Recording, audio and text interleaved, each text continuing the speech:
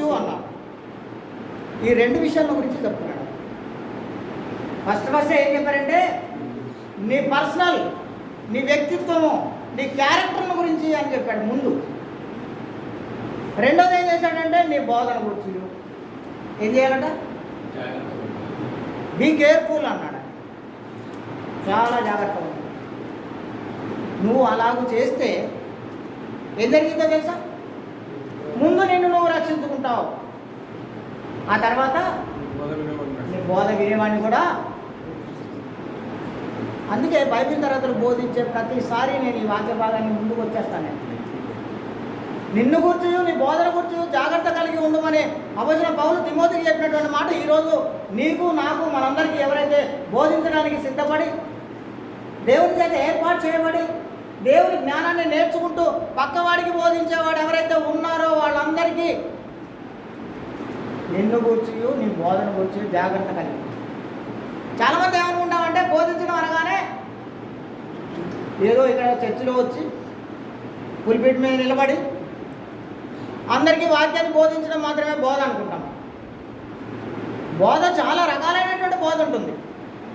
వ్యక్తిగత బోధ ఉంటుంది, తోటి వాళ్ళతో కలిసి వాళ్ళకి బోధించే బోధ ఉంటుంది, ఇంకా చుట్టాలకు బంధువులకు చేసే బోధ వేరే ఉంటుంది, వేరే సంఘాల్లో వెళ్ళి చేసే బోధ వేరే ఉంటుంది. ఇది నేను మీ అందరికీ తెలుసుకోవాల్సినటువంటి విషయం ఏంటంటే ఇక్కడ బోధ గురించి మాట్లాడగానే మనం ఏదో ఇక్కడ చర్చిలో ఉండి బోధించే బోధన గురించి మాట్లాడలేదు ఆయన. నీ క్యారెక్టర్ వల్ల, నీ పద్ధతుల వల్ల, నీ అలవాట్ల వల్ల, నీ మాటల వల్ల ఎదుటివాడికి బోధ కలిగే విధంగా నువ్వు జీవించాలనే ఆ ఉద్దేశాన్ని ఆయన కనబరిచినట్టుగా చూస్తున్నాడు. ఇప్పుడు ఆ బోధన గురించి మనం అందరం ఆలోచించే ముందు బైబిల్ గ్రంథంలో ఉన్నటువంటి లేఖనాలను ఒకసారి మనం పరిశీలించాల్సిన అవసరం. చాలామంది ఏమనుకుంటాం, పాత నిబంధనలో ఉన్న పుస్తకాలన్నీ దేవుడు రాయించాడు అని అనుకుంటారు చాలామంది. కొత్త నిబంధన వచ్చేసరికి కానీ ఇవన్నీ వాళ్ళు ఎవరికి వాడు సొంతం రాశాడు అని అనుకుంటారు. ఇప్పుడు ఇలా అనుకునే ఈ ప్రజలందరికీ పేతురు గారు రాసినటువంటి 2వ పత్రికలో వెళ్ళి చూస్తాను నేను. మొదటి అధ్యాయం 20-21 వచ్చింది. పేతురు గారు రాసిన 2వ పత్రిక మొదటి అధ్యాయము 20-21 వచ్చిన. ఒకడు తన ఊహను బట్టి చెప్పుట వలన లేఖనములలో ఏ ప్రవచనమును పుట్టదని మొదట గ్రహించుకొనవలెను. లేఖనములలో ఏ ప్రవచనమును పుట్టదని మొదట గ్రహించుకొనవలెను. ఒక నిమిషం ఆదాం, ఇక్కడ ఆదాం. బైబిల్ గ్రంథంలో ఉన్నటువంటి ఏ లేఖనము కూడా మనుషుడు తన సొంత జ్ఞానం ద్వారా చెప్పడం వల్ల పుట్టలేదని మొట్టమొదటి మీరందరూ తెలుసుకోండి అని రాశాడు. ఇక్కడ ఉన్నటువంటి వాళ్ళందరూ తెలుసుకోవాల్సినటువంటి విషయం ఏంటంటే బైబిల్ గ్రంథంలో ఉన్నటువంటి ఏ లేఖనమైనా సరే, ఏ ప్రవచనమైనా సరే మనుషుడు తన సొంత జ్ఞానాన్ని బట్టి, తన సొంత ఇచ్చను బట్టి చెప్పడం అన్నది పుట్టలేదని మొదట మీరు గ్రహించుకోవాలి.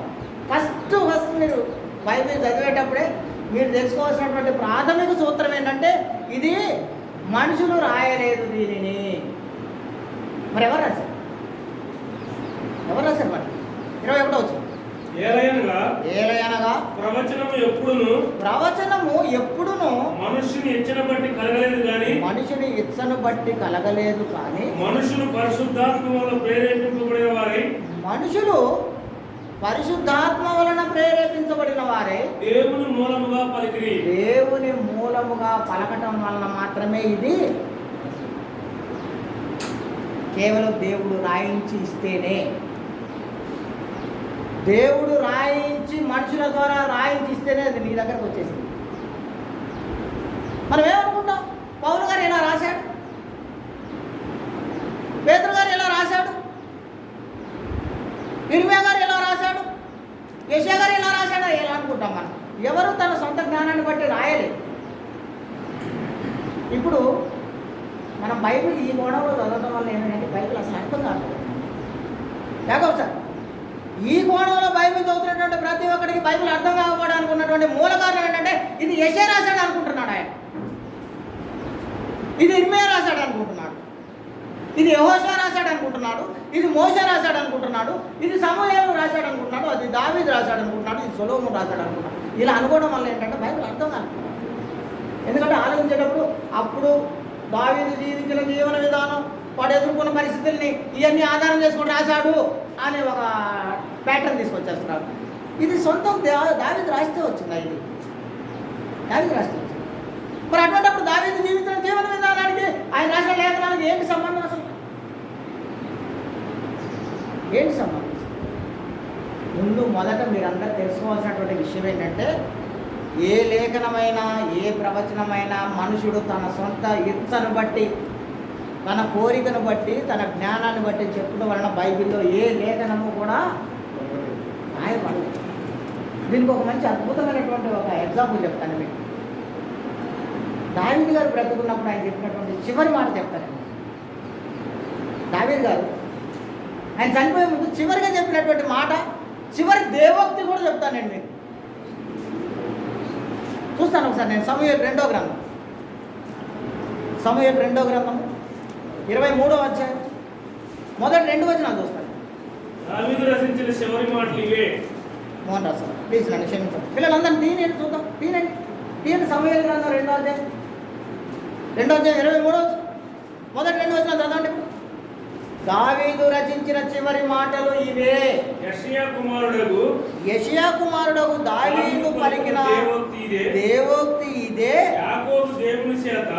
యాకోబు దేవుని చేత అభిషేకుడై మహాధిపత్యమును నొందినవాడును, ఇశ్రాయేలీల స్తోత్ర గీతములను మధురగానములను చేసిన గాయకుడగు దావీదు పలికిన దేవోక్తి ఇదే. యెహోవా ఆత్మ నా ద్వారా పలుకుచున్నాడు. ఆయన వాక్కు నా నోట ఉన్నది.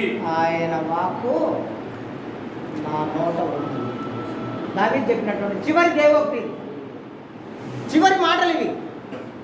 దేవుని ఆత్మ నా ద్వారా పలుకుతున్నాడు అన్నాడు. కీర్తనలు రాయని అదే ఆయన, ఇంకేదైనా రాయని, ఇంకేదైనా రాయని, ఆయన రాసిన ప్రతిదీ కూడా దేవుని ఆత్మ నాలో ఉండి పలికించాడు. ఆయన మాటలు నా నోట్లో ఉంచితే ఆ మాటలే మీకు చెప్పాడు. సొంత జ్ఞానం కాదు ఇది. దేవుని సొంత జ్ఞానం ఎంతమా? దేవుని జ్ఞానము మనుషుల జ్ఞానాన్ని ఆధారం చేసుకొని రాయబడలేదు సుమి అసలు బైబిల్ గ్రంథం. ముందు ఈ విషయం తెలుసుకోవాలి అందరూ. ఈ ఒక విషయం అర్థమైతే చాలా చాలా సంగతులు బైబిల్ గ్రంథంలో ఉన్నటువంటి చాలా డౌట్లు, చాలా సందేహాలన్నిటికీ సమాధానం చాలా సులువుగా దొరికిపోతుంది. అది ఉల్లిపాయ కూర విడిపోయినట్టుగా మీ అందరికీ వాక్య భాగంలో ఉన్నటువంటి కఠినమైనటువంటి సంగతులు కూడా విడిపోతాయి పుట్టికిని.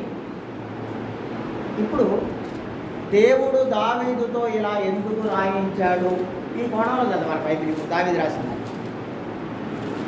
అలాగనే సమూయేలు గ్రంథం చదువుతున్నప్పుడు దేవుడు సమూయేలుతో ఇలా ఎందుకు రాయించాడు ఇలా చదవాలి మీరు బైబిల్. అలాగనే బైబిల్ గ్రంథంలో ఉన్నటువంటి దేవుడు తన కుమారుని గురించి ఎందుకు 4 పుస్తకాలు రాయించాల్సి వచ్చింది?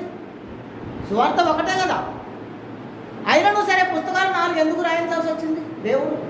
ఈ కోణంలో చదవండి మీరు.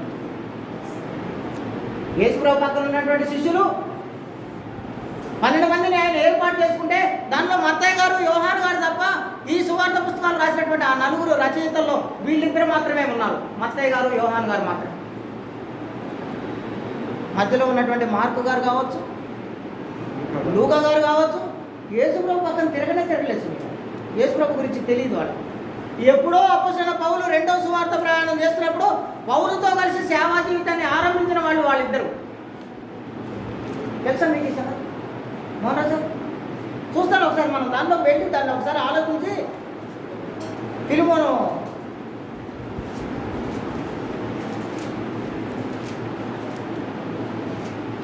ఒకసారి చూద్దాం. మనం దాన్ని చూసి మనం ముందుకు వెళ్ళిపోదాం. ఇప్పుడు పౌలు గారు రాసినటువంటి సంగతులన్నీ కూడా అదేవిధంగా పౌలు గారితో కలిసి సేవా జీవితాన్ని జరిగించినటువంటి వాళ్ళ గురించి కూడా వీటన్నింటి గురించి మనం ఆలోచిస్తున్నప్పుడు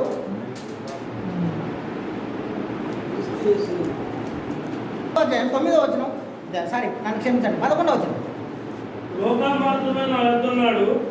అపోస్తలుడైన పౌలు తిమోతికి ఉత్తరం రాస్తూ తిమోతికి చెప్తున్నాడు. ఏం చెప్తున్నాడో తెలుసా? లూకా మాత్రమే నా యొద్ద ఉన్నాడు, మీరు మార్పును కూడా తీసుకొని రండి అని చెప్తున్నాడు ఆయన. ఎవరికి చెప్తున్నాడు ఈ మాటలు తెలుసా మీరు? అపోస్తలుడైన పౌలు గారు తిమోతికి చెప్తున్నాడు ఈ మాట. మార్కు గారు నా పక్కన, లూకా గారు నా పక్కనే ఉన్నాడు, మార్కుని వెళ్ళి తీసుకొని రండి అన్న. పక్క పుస్తకం వెళ్ళి చూస్తాను నేను, తీతు గ్రంథం, ఫిలెమోనులో, చివరి వచనాలు 23, 24 కంబైన్డ్ వాక్య భాగం ఉంది, ఒకసారి చదవండి. ఏముంది? క్రీస్తు యేసునందు నా తోటి ఖైదీ అయిన ఎపఫ్రా, నా జత పనివారైన మార్కు, అరిస్తార్కు, దేమా, లూకా వందనాలు చెప్తున్నారు. ఎవరంటే జత పని వాళ్ళు? అపోస్తలుడైన పౌలు జత పని వాళ్ళు ఎవరు?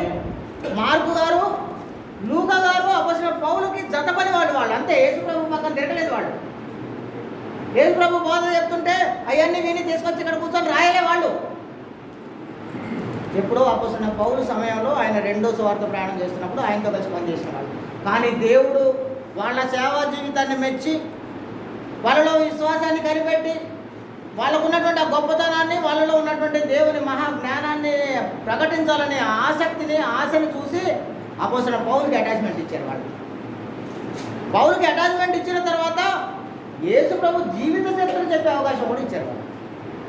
ఇప్పుడు చెప్పండి, లూకా గారు, మార్కు గారు యేసు ప్రభు తన సొంత జ్ఞానాన్ని చెప్పారా? యేసు ప్రభుని గురించి వాళ్ళు చూసి రాశారా? సాంబా యేసు ప్రభు పక్కన ఉన్నారు అసలు వాళ్ళు? లేదు.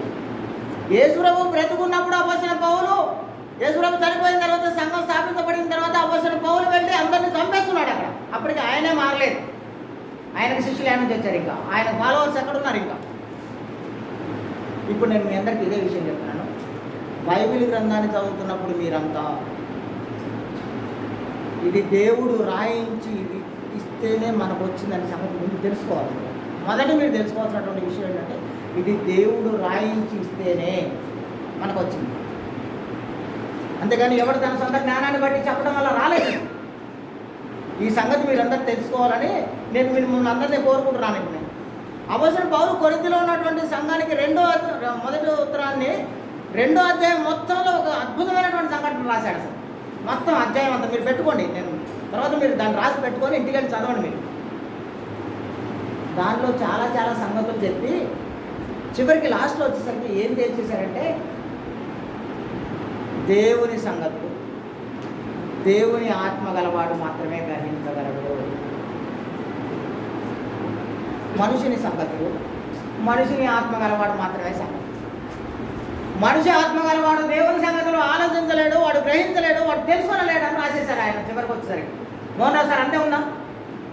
అలాగనే రాశారు ఆయన. ఈ జ్ఞానాన్ని గురించి రాశారు, దేవుని జ్ఞానాన్ని గురించి రాశారు. ఆయన ఇలాగే చెప్పి చివరికి వచ్చేసరికి ఏం చెప్పేశాడంటే, ఇది అందరికీ అర్థం కాదన్న.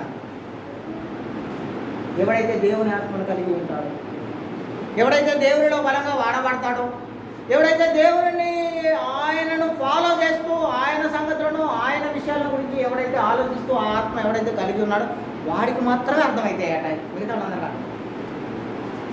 ఇవాళ మనకు అర్థం కావట్లేదు అనుకున్నాం. మహారాజు లోపం ఎక్కడుందో తెలుసు, లోపం ఎక్కడుందో తెలుసు. యాకోబు సార్ మనలోనే ఉన్నాం. మనం దానికి ఆత్మీయ భావంతో నేర్చుకోవడం మానేసి, ఇది ఇక్కడ ఎలా ఎందుకు ఉంది, దేవుడు ఇక్కడ ఎలా ఎందుకు రాయించాడనే కోణాన్ని ఆలోచించడం మానేసి, ఇక్కడ ఇలాగే ఉంది, ఇలాగే ఉండాలి, అక్కడ అలాగుంది, ఇది అలాగే ఉండాలి. నువ్వెవడు డిక్టేట్ చేయడానికి దీన్ని?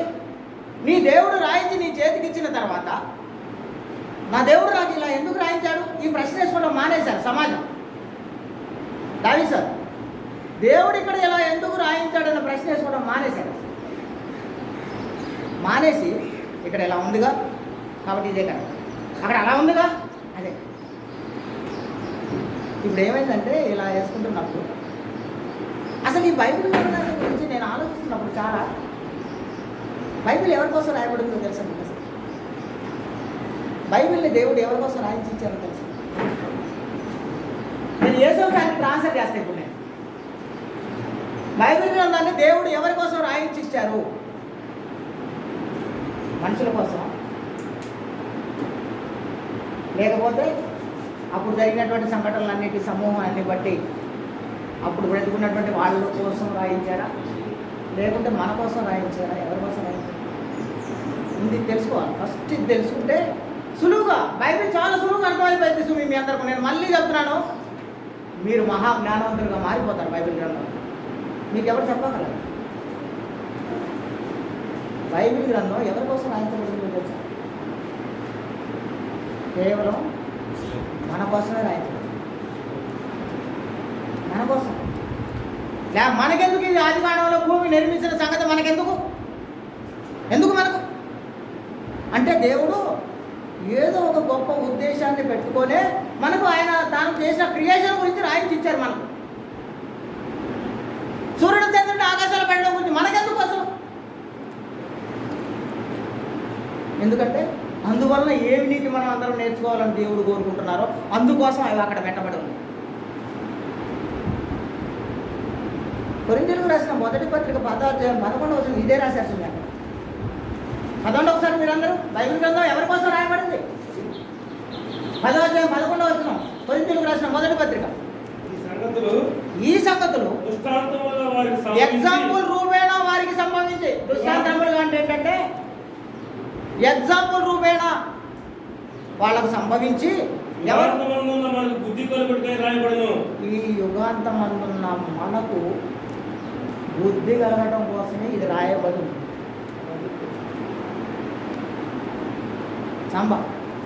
బైబిల్ మన కోసం రాయబడి, మన కోసం. ఆ రోజుల్లో ఉన్నప్పుడు భూమి తయారు చేయబడ్డప్పుడు అక్కడ ఉన్నటువంటి ఆ ప్రజలకు తెలియదు అసలు భూమి ఎలా తయారు చేశారు. నోవహు జలప్రలయం వచ్చినప్పుడు అక్కడ ఉన్నటువంటి వాడు ఎవరికి తెలియదు. జలప్రలయం ఎందుకు వచ్చిందో ఎలా వచ్చిందో కూడా తెలియదు. అందరూ నాశనం అయిపోయిన తర్వాత ఓడలోంచి బయటకు వచ్చిన 8 మందికి కూడా తెలియదు దేవుడు ఎందుకు అక్కడ దాన్ని ఇచ్చారు.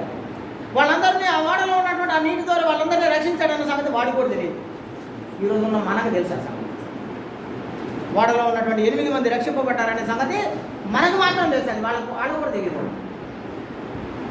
ఈ యుగ సమాప్తిలో ఉన్నటువంటి ఈ యుగమందు ఉన్నటువంటి మనకి బుద్ధి కలగటం కోసం, బోధ కలగటం కోసం దీన్ని రాయించి దేవుడు మనకి ఇచ్చారు. ఈ 66 పుస్తకాల సంకలనాన్ని ఆయన చేసి 40 మంది ప్రవక్తల్ని ఎంచుకొని వారందరూ వివిధ ప్రదేశాల్లో వివిధ భాషల్లో ఉన్నటువంటి వాళ్ళందరూ ఒకే కాన్సెప్ట్ రాసే విధంగా దేవుడు వాళ్ళతో రాయించుకున్నారు ఈ సంగతులను. ఇప్పుడు బైబిల్ చదివేటప్పుడు ఈ సంగతులన్నింటినీ ఆలోచించేటప్పుడు ఇది దేవుడే రాయించాడని ఒకవేళ జ్ఞానాన్ని నువ్వు కలిగి ఉంటే బైబిల్ నీకు అద్భుతంగా అర్థమైపోతుంది. ఏమనుకుంటామంటే మనం ఇక్కడ ఇలా ఉందిగా, అక్కడ అలా ఉందిగా.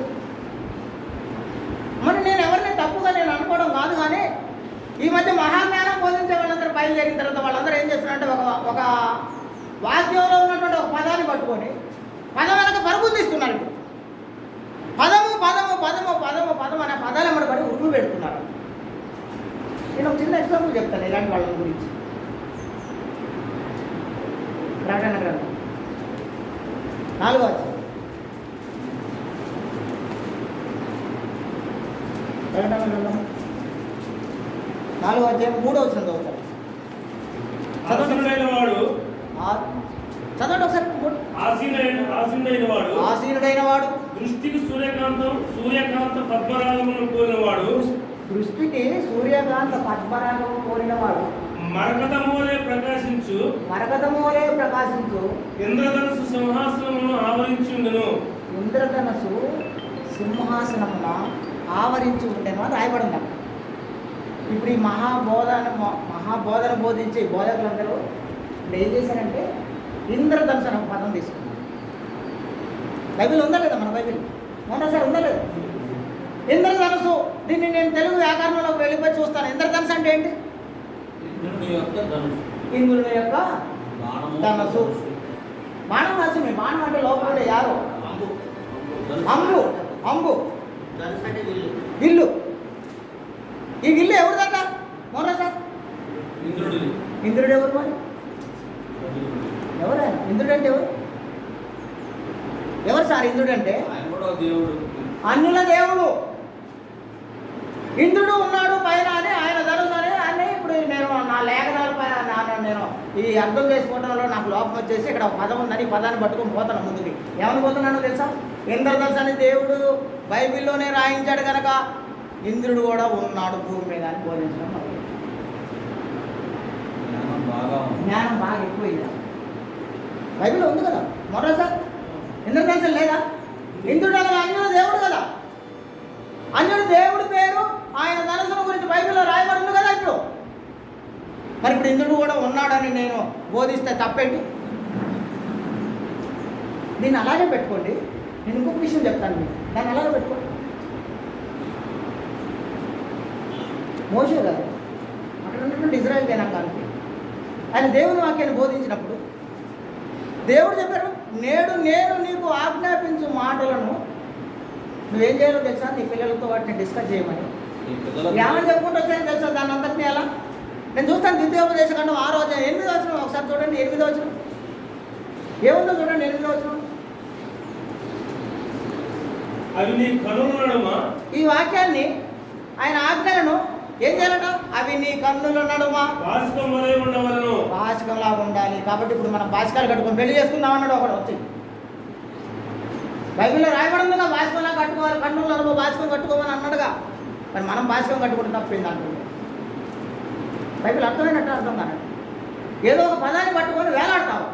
మీ అందరూ తెలుసుకోవాల్సినటువంటి ఒక గొప్ప సత్యం ఏంటంటే బైబిల్ గ్రంథంలో మొట్టమొదటి ఆదిమ హెబ్రీ గ్రీకు భాషల్లో తర్జుమా రాయబడినటువంటి ఆ బైబిల్ని మొట్టమొదట ఇంగ్లీష్ భాషలోకి తర్జుమా చేయబడింది. ఆదిమ హెబ్రీ గ్రీకులోంచి ఇంగ్లీష్లోకే వచ్చింది. అది ఇంగ్లీష్లోకి వచ్చేసిన తర్వాత అది వివిధ భాషల్లోకి మార్పు చెందుతూ వివిధ భాషల్లోకి ట్రాన్స్లేట్ చేయడం జరిగింది. ఇప్పుడు ఏమైందంటే భారతదేశంలో ఉన్నటువంటి ఆంధ్రప్రదేశ్కి వచ్చేసాం మనం. మన తెలుగు భాషలోకి వచ్చేసాం. ఇప్పుడు మన బైబిల్ తెలుగు భాషలో ఉంది కదా, మన చేతిలో ఉంది కదా. ఇప్పుడు ఈ తెలుగు భాషలోకి తెలుగు బైబిల్ ఎలా వచ్చిందో చూస్తాను నేను.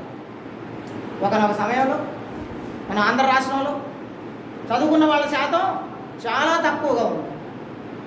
మనలాంటి వాళ్ళు అయితే అసలు చదువు సంగతి పక్కన పెట్టి ఊళ్ళోకే రానిలేదు మనలాంటి వాళ్ళందరినీ కూడా. ఇలాంటి సమయంలో అప్పుడు ఆయన ప్రింటింగ్ మిషన్ కనుక్కున్నటువంటి ఎవరైతే ఉన్నారో జాన్ గూటన్బర్గ్ ఎవరైతే ఉన్నారో ఆయన ఏం చేశారంటే వివిధ భాషల్లో దీనికి తర్జుమా చేయాలంటే ప్రింటింగ్ మిషన్ కనుక్కున్న తర్వాత ఈ తెలుగు భాషలో చేయాల్సి వచ్చినప్పుడు తెలుగు బాగా ఫ్లూయెంట్, ఇంగ్లీష్ టు తెలుగు ఎవరు ట్రాన్స్లేట్ చేయగలరని ఆయన ఆలోచించినప్పుడు ఒక బ్రాహ్మిన్ని ఎన్నుకున్నాడు ఆయన. ఎందుకంటే వాళ్ళు కర్ణాలు బ్రాహ్మిన్స్ అప్పట్లో చదువు వాళ్ళకే ఉండేది, ఎవరికి ఉండేది. సంస్కృతాలు రాసేవాళ్ళు వాళ్ళు బ్రాహ్మిన్స్ వాళ్ళు రాయ కనుక ఆయన ఒక ఆయన దగ్గరికి వెళ్ళి బాగా చదువుకొని మహాపాండితుడు తెలుగు ఇంగ్లీషు ఫ్లూయెంట్గా తెలిసిన వాడి దగ్గరికి వెళ్ళి అయ్యా ఈ బైబిల్ కొంచెం ట్రాన్స్లేట్ చేసి పెట్టాను అడిగాడు. అప్పుడు అలా చేశాడు. చేయడం వల్ల ఇంగ్లీష్లో రెయిన్బో అని ఉంటుంది. ఇంగ్లీష్ బైబిల్లో ఎక్కడైనా రెయిన్బో అనగా తెలుగులో ట్రాన్స్లేషన్ వచ్చేసారు కదా, దాన్ని ఇంద్రధనుసు అని రాశాడు. ఎందుకంటే ఆయన హిందూ కాబట్టి ఆయన ఇంద్రధనుసు అని రాశాడు.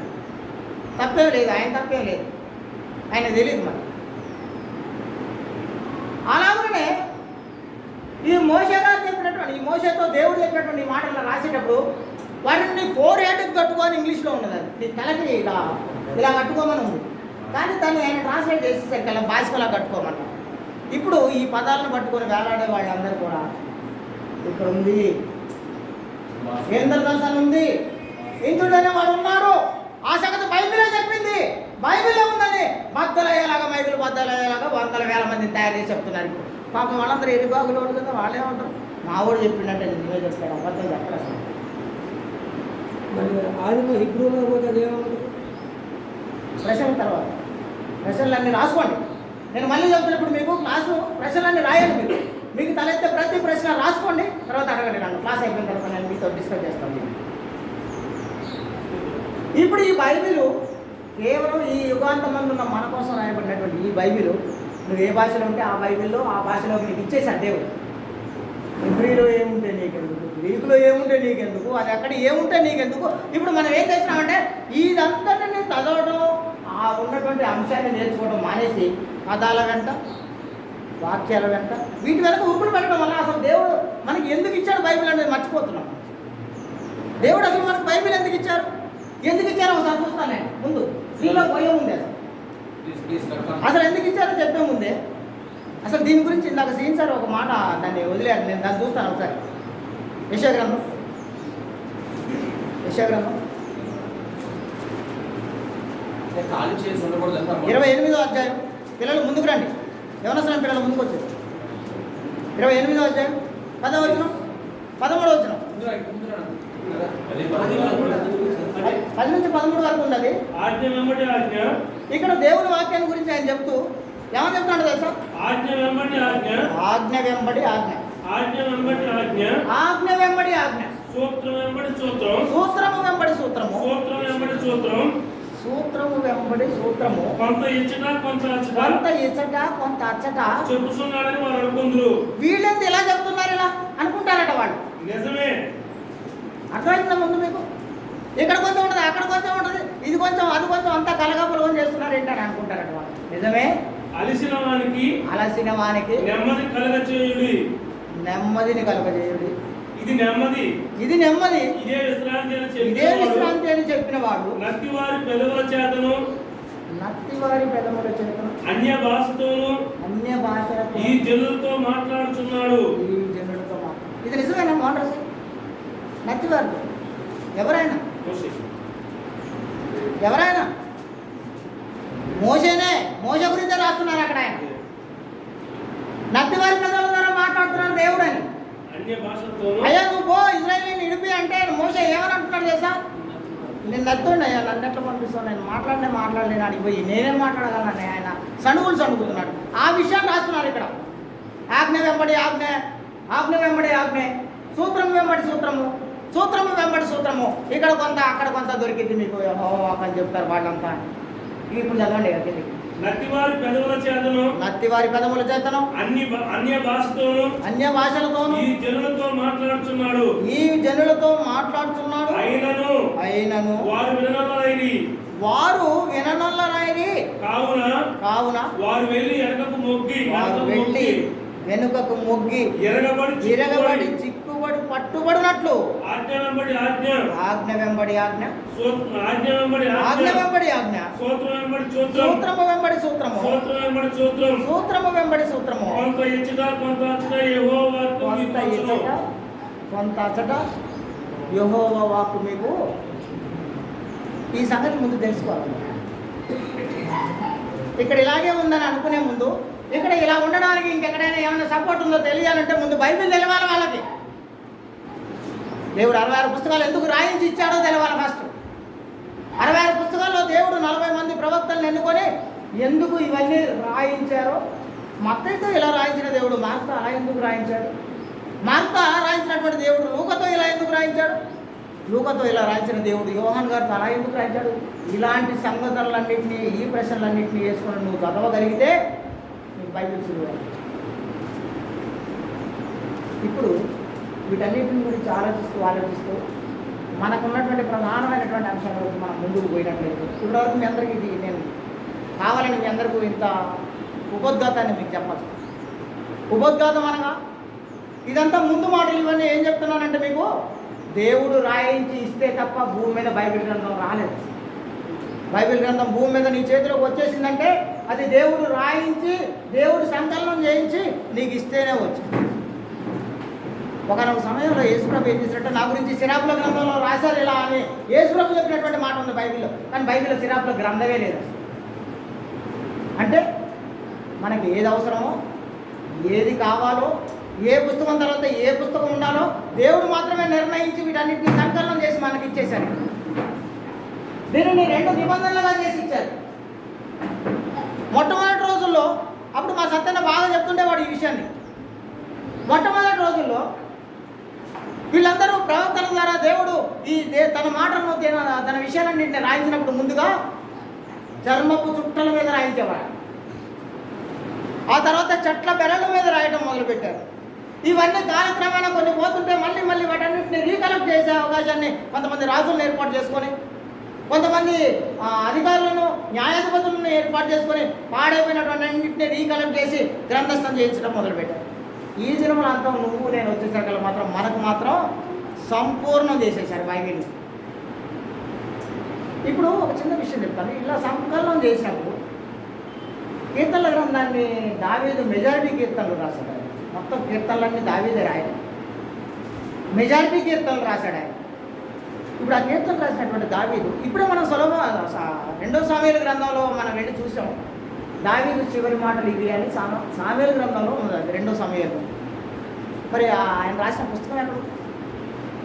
సామూయేలు గ్రంథం తర్వాత చాలా గ్రంథాల తర్వాత యోబు, కీర్తనలు అక్కడికి వచ్చేసింది. అంటే ఈ క్రమం, ఈ ఆర్డర్ ఎవరు చేశారు? మరి మనుషులే చేశారు. కానీ మనుషులు దేవుని శక్తి వలన, పరిశుద్ధాత్మ శక్తి వలన దేని పక్కన ఏది పెడితే మంచిదో అది దేవుడు వీళ్ళందరినీ ఏర్పాటు చేసుకొని వాళ్ళందరినీ సంకలనం చేయడం మాత్రమే వచ్చేసింది. యోబు గ్రంథాన్ని గురించి మనం ఆలోచిస్తాం. యోబు ఎప్పటివాడు?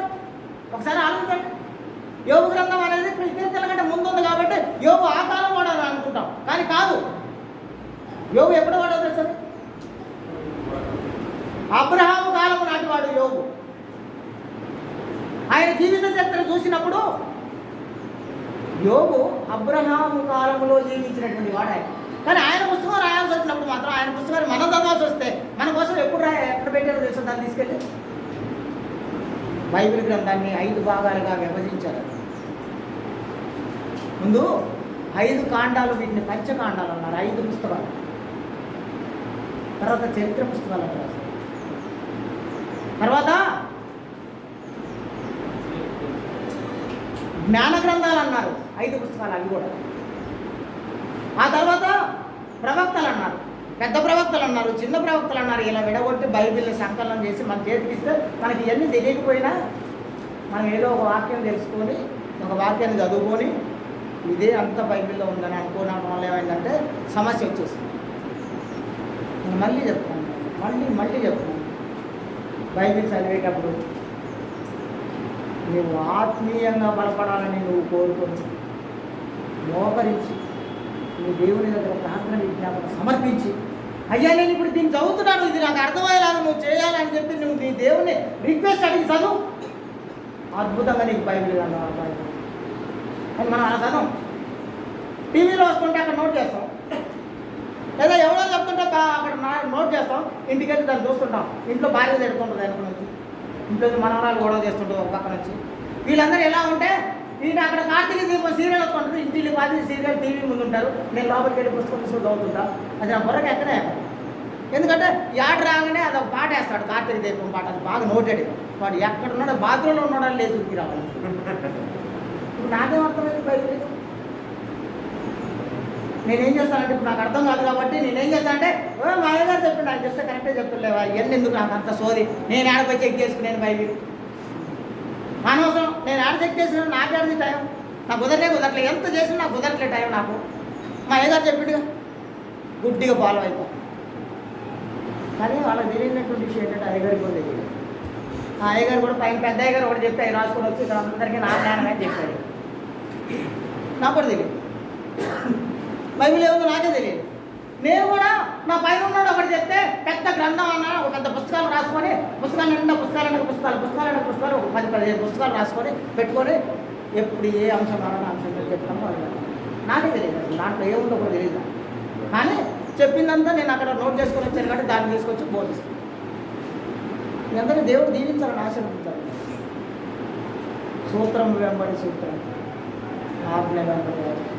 మనం ఇలా అని దాన్ని చాలా సింపుల్ తీసుకుంటాం కదా. మా కోసం ఆజ్ఞ వెంబడి ఆజ్ఞ, సూత్రం వెంబడి సూత్రం. మళ్ళీ ఒకసారి చదవాలి 13వ వచనం.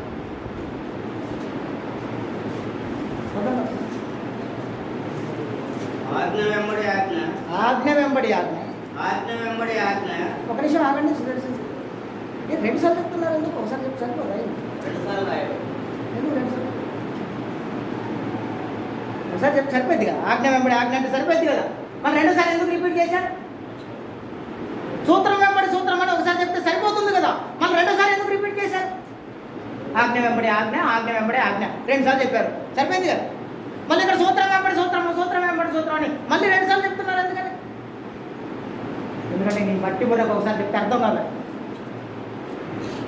నీ మట్టి బుర్రకు ఒకసారి చెప్తే అర్థం కావట్లేదు. ఎందుకంటే అదే సీసారి కోపం వచ్చిందో ఏమో. మరి ఎద్దు కామందుని ఎరుగును, గాడిద తన సొంత గాని గొడ్డి ఎరుగును. ఈ ఎదవలకి అసలు తెలివి లేదన్నమాట. కాబట్టి మాటికి చెప్పాల్సి వచ్చింది. మాటికి చెప్పాలి. 2 సార్లు 3 సార్లు చెప్పాల్సి. ఆజ్ఞ వెంబడి ఆజ్ఞ, ఆజ్ఞ వెంబడి ఆజ్ఞ. సూత్రం వెంబడి సూత్రము, సూత్రం వెంబడి సూత్రము అనే మాటకి మీ అందరికి చెప్పాలి. ఇచ్చట కొంత అచ్చట కొంత దొరికిందయ్యా. మీరు బైబిల్ అంతా చదవడం మొదలు పెట్టండి. ఏ పుస్తకంలో ఏముందో తెలుసుకోండి. ఏ పుస్తకం తర్వాత ఎందుకు ఏ పుస్తకాన్ని ఇచ్చారో, ఈ పుస్తకంలో చెప్పింది ఈ పుస్తకంలో ఎందుకు కాంట్రవర్సీ వచ్చిందో, ఇక్కడ ఒకలాగా ఉంది ఇక్కడ ఒకలాగా ఎందుకు ఉందో, ఇవన్నింటినీ మీరు తరచి చూసుకోండి. అప్పుడు మీరు మహాజ్ఞానవంతులు అయిపోతారు. అప్పుడు వాకు మీకు చూస్తున్నాను నేను. అందుకే ఆదికాండం 1వ అధ్యాయం వెళ్ళిపోతారు. ఇప్పుడు 1వ అధ్యాయం 14 నుంచి 19 వరకు అసలు ఈ క్లాస్ పెట్టడానికి ఇది ముఖ్య ఉద్దేశం, ఇది మూల కారణం ఇదే. దీని గురించే చూద్దాం. 14 నుంచి దేవుడు దేవుడు పగటిని రాత్రిని వేరుపరచినట్లుగా ఆకాశ విశాలమందు జ్యోతులు కలుగును కాకనియు అవి సూచనలను కాలములను దిన సంవత్సరములను సూచించుటకై ఉండుగాకనియు భూమి మీద వెలిగించుటకు అవి ఆకాశమందు వెలిగించుటకు జ్యోతులై జ్యోతులై ఉండుగాకని పలికెను. ఆ ప్రకారం ఆయను. చూద్దాం ఇక్కడ ఇంతవరకు చాగిపోతాం. ఇప్పుడు సమస్య ఏంటంటే 4వ రోజు క్రియేషన్ ఇది. మొదటి 3 రోజులు అయిపోయాయి. 4వ రోజు క్రియేషన్ ఇది. ఈ 4వ రోజు క్రియేషన్లో దేవుడు సూర్యుడిని చంద్రుడిని తయారు చేశాడు. తయారు చేసిన తర్వాత అవి ఎందుకు ఉపయోగపడతాయని ఇక్కడ రాయబడి ఉందంటే, ఎందుకంటే భూమిని వెలిగించుటకు అవి భూమిని వెలిగించుటకు కాదు. 14 వచ్చినాడు. అవి దేవుడు పగటిని రాత్రిని వేరుపరిచినట్లు ఓకే ఆకాశ విశాలమందు జ్యోతులు కలుగును గాకనియు అవి సూచనలను అవి ఎందుకట సూచనలను కాలములను దిన సంవత్సరములను సూచించుటకై ఉండుగాకనియు పలికెను. కాబట్టి ఇప్పుడు ఏమైందంటే ఆ రోజు నుంచి దినాలు లెక్కించబడ్డాయని అనుకుంటున్నాం. యాకోబు సార్ అంతేనా? క్రియేషన్ 4వ రోజు క్రియేషన్ ఇది. ఈ 4వ రోజు క్రియేషన్లో దేవుడు సూర్యుని చంద్రుడిని తయారు చేసి ఆడబెట్టి దినాలు కౌంట్ చేయడానికి, కాలాలు లెక్కించడానికి వాటికి ఉపయోగపడతాయని చెప్పారు. కాబట్టి ఇప్పుడు ఏంటంటే ఆ రోజు నుండి భూమి మీద దినాలు లెక్కించబడ్డాయి. అంతకుముందు ఆ దినాలంటే అవి భూమికి సంబంధించినవి కావు, దేవునికి సంబంధించినవి. కాబట్టి అవన్నీ దేవుని దినాలు.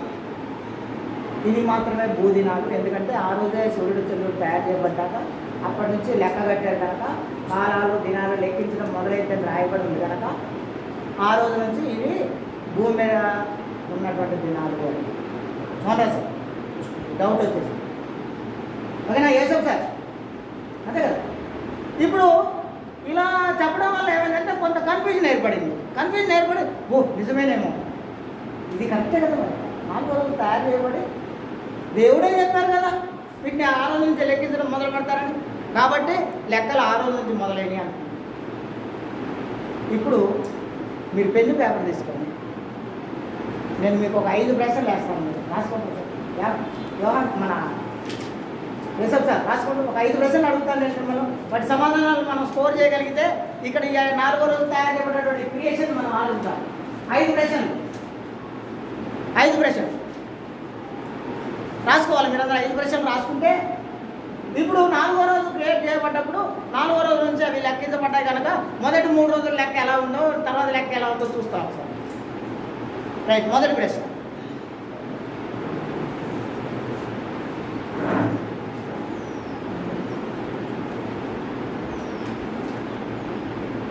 సూర్యుడు చంద్రుడు తయారు చేయబడింది 4వ రోజు అయినప్పుడు. ఆగండి ప్రశ్న అది కాదు. సూర్యుడు చంద్రుడు 4వ రోజు తయారు చేయబడ్డారు కనుక ఆ రోజు అస్తమయం ఉదయం కలిగింది కనుక ఆ రోజు ఒక రోజు అయింది. అవునా? రైట్. దేవుడి క్రియేషన్లో మొదటి రోజుకి వెళ్ళిపోదాం మనం. మొదటి రోజు అక్కడికి వెళ్ళిన తర్వాత 5వ వచనం, దేవుడు వెలుగునకు పగలనియు చీకటికి రాత్రి అనియు పేరు పెట్టెను. అస్తమయంలో ఉదయమును కలగగా ఒక దినమై. రైట్. ఉంది కదా? 8వ వచనం కదండి. ఒకసారి ప్రశ్న రాసుకుంటారు కానీ ఆగండి. ముందు 8వ వచనం, దేవుడు ఆ విశాలమునకు ఆకాశం అని పేరు పెట్టెను. అస్తమయమును ఉదయమును కలగగా రెండవ దినమాయను. నెక్స్ట్ 13వ అస్తమయమును ఉదయమును కలగగా అస్తమయమును ఉదయమును కలగగా మూడవ దినమాయను. మూడవ దినమాయను. అంటే ఇప్పుడు సూర్యుడు చంద్రుడు లేనప్పుడు జరిగిన సంఘటన గురించి మాట్లాడుతున్నాను నేను. ఈ మొదటి 3 రోజులు ఇవి. మొదటి 3 రోజుల గురించి మాట్లాడుతున్నాను నేను. మన మోహన్ సార్, ఇప్పుడు ప్రశ్న ఏంటంటే సూర్యుడు చంద్రుడే లేనప్పుడు, సూర్యుడు చంద్రుడు అసలు అక్కడ క్రియేషనే జరగనప్పుడు అక్కడ అస్తమించింది ఉదయించింది ఎవరు? మొదటి రోజు. ప్రశ్న ఇది మీ అందరికీ. రాసుకోండి ప్రశ్న ఇప్పుడు మీరు. మొదటి రోజు, రెండో రోజు, మూడో రోజు ఉదయించింది ఎవరు? అస్తమించింది ఎవరు? సూర్యుడు చంద్రుడు లేడు కదా. సూర్యుడు చంద్రుడు ఉంటేనే కదా సూర్యుడు అస్తమించాలన్నా, సూర్యుడు ఉదయించాలన్నా సూర్యుడు ఉండాలి కదా. అసలు సూర్యుడే తయారు చేయబడలేదు ఇంకా. మరి ఉదయించింది ఎవరు? అస్తమించింది ఎవరు? మొదటి దినాన మనం 4వ దినంలో క్రియేట్ చేయబడ్డటువంటి దాని గురించి ఆలోచిస్తున్నాం. ఇప్పుడు మొదటి 3 రోజులు ఉదయించింది ఎవరు? అస్తమించింది ఎవరు? ఇది ప్రశ్న ఎదుర్కోవాలి మీరు. మనం అనుకుంటున్నాం కదా 4వ రోజు తయారు చేయబడ్డాడు కనుక 4వ రోజు నుంచే దినాలు లెక్కించబడతాయని అనుకుంటున్నాం కదా. ఇప్పుడు ఆ ప్రశ్న మీరు ఎదుర్కోవాలి. మొదటి ప్రశ్న ఏంటంటే మొదటి 3 రోజులు అస్తమించింది ఎవరు? ఉదయించింది ఎవరు? ఇది మొదటి ప్రశ్న. రెండో ప్రశ్న, 2వ అధ్యాయం 8వ వచనం. ముందు చూస్తుండండి, ప్రశ్న రాసుకుంటారు కానీ ముందు చదవండి. చదివిన ప్రశ్న రాదు. దేవుడైన యెహోవా తూర్పున ఏదేనులో ఒక తోటను వేసి తాను నిర్మించిన నరుని దానిలో ఉంచెను. మరియు చాలు. ఇప్పుడు 10వ వచనం చదవండి, 11వ వచనం చదవండి, 12వ వచనం చదవండి. ఆ దేశపు అక్కడ బంగారం ఉన్నది. ఆ దేశపు బంగారం 10వ వచనం చదవాలి సార్. ముందు 10వ వచనం చదివితే అప్పుడు మీకు అర్థమవుతుంది. మరియు ఆ తోటను తడుపుటకు ఏదేనులో నుండి ఒక నది బయలుదేరి అక్కడ నుండి చీలిపోయి 4 శాఖలాయను. మొదటి దాని పేరు పీషోను. అది హవీల దేశం అంతటి చుట్టూ పారుతున్నది. అక్కడ బంగారం ఉంది. ఆ బంగారం చాలా గొప్పది. 13వ వచనం. రెండవ నది పేరు గీహోను. అది కూషు దేశం అంతటి చుట్టూ పారుతున్నది. 3వ నది పేరు హిద్దెకెలు. అది అష్షూరు తూర్పు వైపున పారుతున్నది. 4వ నది పేరు యూఫ్రటీసు. మోటో సార్, ఇది రెండో ప్రశ్న రాసుకోవాలి. ఏమిటో తెలుసా? కేవలము భూమి మీద మనిషిని మాత్రమే దేవుడు తయారు చేసినప్పుడు, అతని కొరకు ఒక తోట వేసినప్పుడు, ఆ తోట తూర్పున ఏదేనులో ఉందని ఒక పట్టణం పేరు రాశారేంటి? ఇక్కడ మనుషులే లేరు. పట్టణంలో ల్యాండ్ నుంచి వచ్చారు. మనుషులే లేరు. ఒక మనిషి తయారు చేయబడలేదు. తయారు చేయబడ్డ మనిషిని తీసుకెళ్ళి తోటలో పెట్టారు. ఆ తోట ఎక్కడుందంట? తూర్పున ఏదేనులో ఉందంట. ఏదేను అనే ఒక పట్టణంలో తూర్పు భాగంలో తోట వేశారట దేవుడు. ఎవడు నిర్మించాడు ఆ తోట? ఏదైనా పట్టణమా ప్రాంతం? పట్టణం.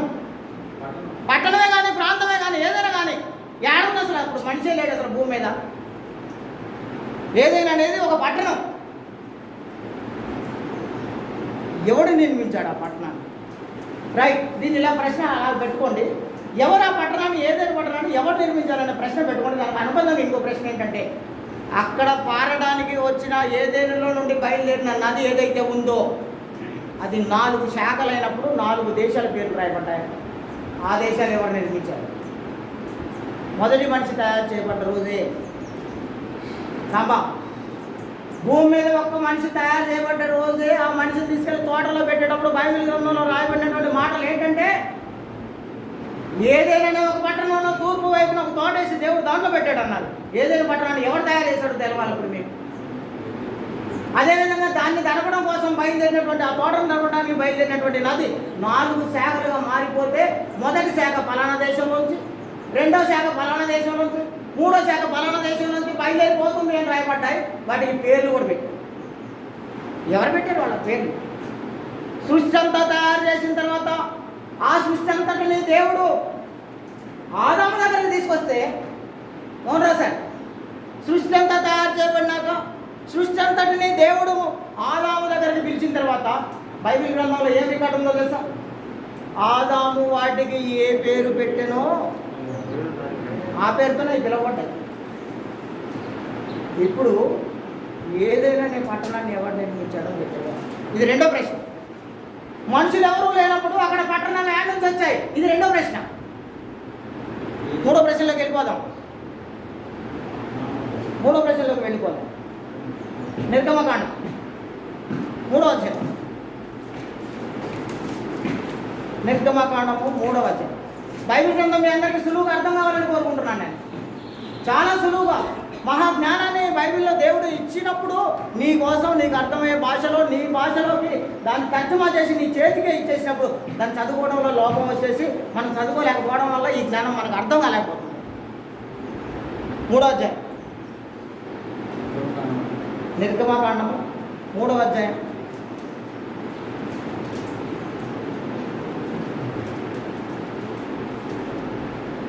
13 నుంచి 15 వరకు గల వాక్య భాగం.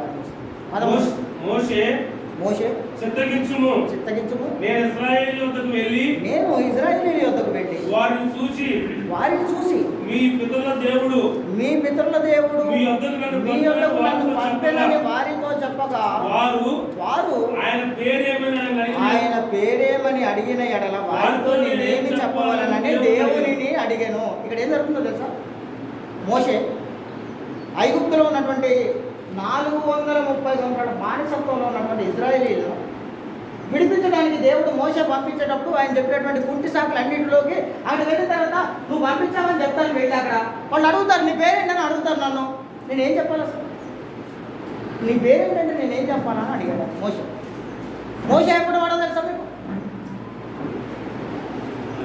ఆదాము తర్వాత నోవహు వరకు ఉన్నటువంటి పీరియడ్ అంతా, ఆ కాలం అంతా ఒకసారి ఆలోచించినప్పుడు ఆ నోవహు టైంలో ఉన్న భూమి మీద ఉన్నటువంటి మానవులందరినీ దేవుడు నాశనం చేసిన తర్వాత నోవహు దగ్గర నుంచి మళ్ళీ అబ్రహాము వరకు ఉన్నటువంటి సంతానం అందరిని గురించి ఆలోచించినప్పుడు అబ్రహాముని దేవుడు ఎన్నుకొని అబ్రహాముకి 100 సంవత్సరాలు గ్యాప్ తర్వాత ఇస్సాకునిచ్చి ఇస్సాకుకి యాకోబుని ఏశావుని ఇద్దరినిచ్చి ఇద్దరిలో యాకోబుని ఎన్నుకొని ఆ యాకోబు వంశస్థులైనటువంటి వాళ్ళని 12 గోత్రికులుగా ఏర్పాటు చేసుకొని ఆయన వాళ్ళతో కలిసి ఉన్నప్పుడు వాళ్ళు ఆయన ఎడలో చేసినటువంటి తప్పులు ప్రతిసారి తప్పు చేస్తుంటే మొదటిసారి వాళ్ళని అందరిని తీసుకెళ్ళి బబులోను చెరలో అప్పచెప్పారు. తర్వాత తీసుకొచ్చి మళ్ళీ ఇలాగే ఎదవలాగా ఉంటే మళ్ళీ తీసుకెళ్ళి అప్పుడు అశ్షూరు చెరలో అప్పచెప్పారు, బబులోను చెరలో అప్పచెప్పారు. వాళ్ళందరినీ తీసుకొచ్చిన తర్వాత ఆ తర్వాత చివరి ఐగుప్తు చెరకు అప్పచెప్పారు. ఆ ఐగుప్తు చెర ఎన్ని సంవత్సరాలు తెలుసా? 430 సంవత్సరాలు. భూమి మీద దేవుడు తన పేరుని మొట్టమొదటి ఒక మనిషికి చెప్తున్నారు. ఎవరికైనా ఎప్పుడు తెలుసా? ఈ పీరియడ్ ఎంత ఉందో తెలుసా? ఈ పీరియడ్ ఎంత ఉందో తెలుసా? 1000 సంవత్సరాల మధ్యలో గ్యాప్ ఉంది మనిషికి దేవునికి మధ్య. 1000 సంవత్సరాల గ్యాప్. 1000 సంవత్సరాల తర్వాత భూమి మీద దేవుడు మోషే చేసిన ప్రశ్నతో మోషేకి చెప్తున్నాడు తన పేరేంటో. ఏమని చెప్తున్నాడు చూడండి. అందుకు దేవుడు నేను ఉన్నవాడను అనువాడనే ఉన్నానని మోషేతో చెప్పెను. మరియు ఆయన ఉండువాడు మీ యొద్దకు నన్ను పంపెనని ఇశ్రాయేలీలతో చెప్పవలెను. 15వ వచనం. మరియు దేవుడు మోషేతో ఇట్లనెను, మీ పితరుల దేవుడైనటువంటి యెహోవా అనగా అబ్రహాము దేవుడు, ఇస్సాకు దేవుడు, యాకోబు దేవుడనైనటువంటి యెహోవా మీ యొద్దకు నన్ను పంపెనని ఇశ్రాయేలీలతో నువ్వు చెప్పవలెను. నిరంతరము నా నామము ఇదే. తరతరాలకు కూడా నా జ్ఞాపకార్థ నామం ఇదే. ఏంటంటే నా పేరు ఎవరికి చెప్పారు ఈ మాట? ముందు భూమి మీద అంతకుముందు అబ్రహాం కూడా తెలియదు. అది అంతకుముందు ఉన్నటువంటి ఆ నోవాకు కూడా తెలియదు, ఆదాము కూడా తెలియదు ఆయన యెహోవా అని ఆయన పేరు. అవునా కదా బాబు? తెలుసా లేదు? నేను ఒకసారి చూస్తాను. తెలుసలేదు. 6వ అధ్యాయం 2 నుంచి 3 వరకు చదువుదాం. వాళ్ళకి తెలుసో లేదో ముందు చూద్దాం. ఈయనకే మొదటిసారి చెప్పారా లేకపోతే అంతకుముందు కూడా తెలుసా అని ఒకసారి ఆలోచిద్దాం. మరియు దేవుడు మోషేతో ఇట్లనెను, నేనే యెహోవాను, నేను సర్వశక్తి గల దేవుడను పేరున అబ్రహాము ఇస్సాకు యాకోబులకు ప్రత్యక్షమైంది కానీ యెహోవాను నా నామము నేను వారికి తెలియబడలేదు. వాళ్ళకి తెలియదు అసలు యెహోవా అనే పేరు. ఎవరికి మాత్రం తెలుసు? భూమి మీద మొట్టమొదటిసారిగా దేవుడు తన పేరు ఎవరికి చెప్పాడు తెలుసా?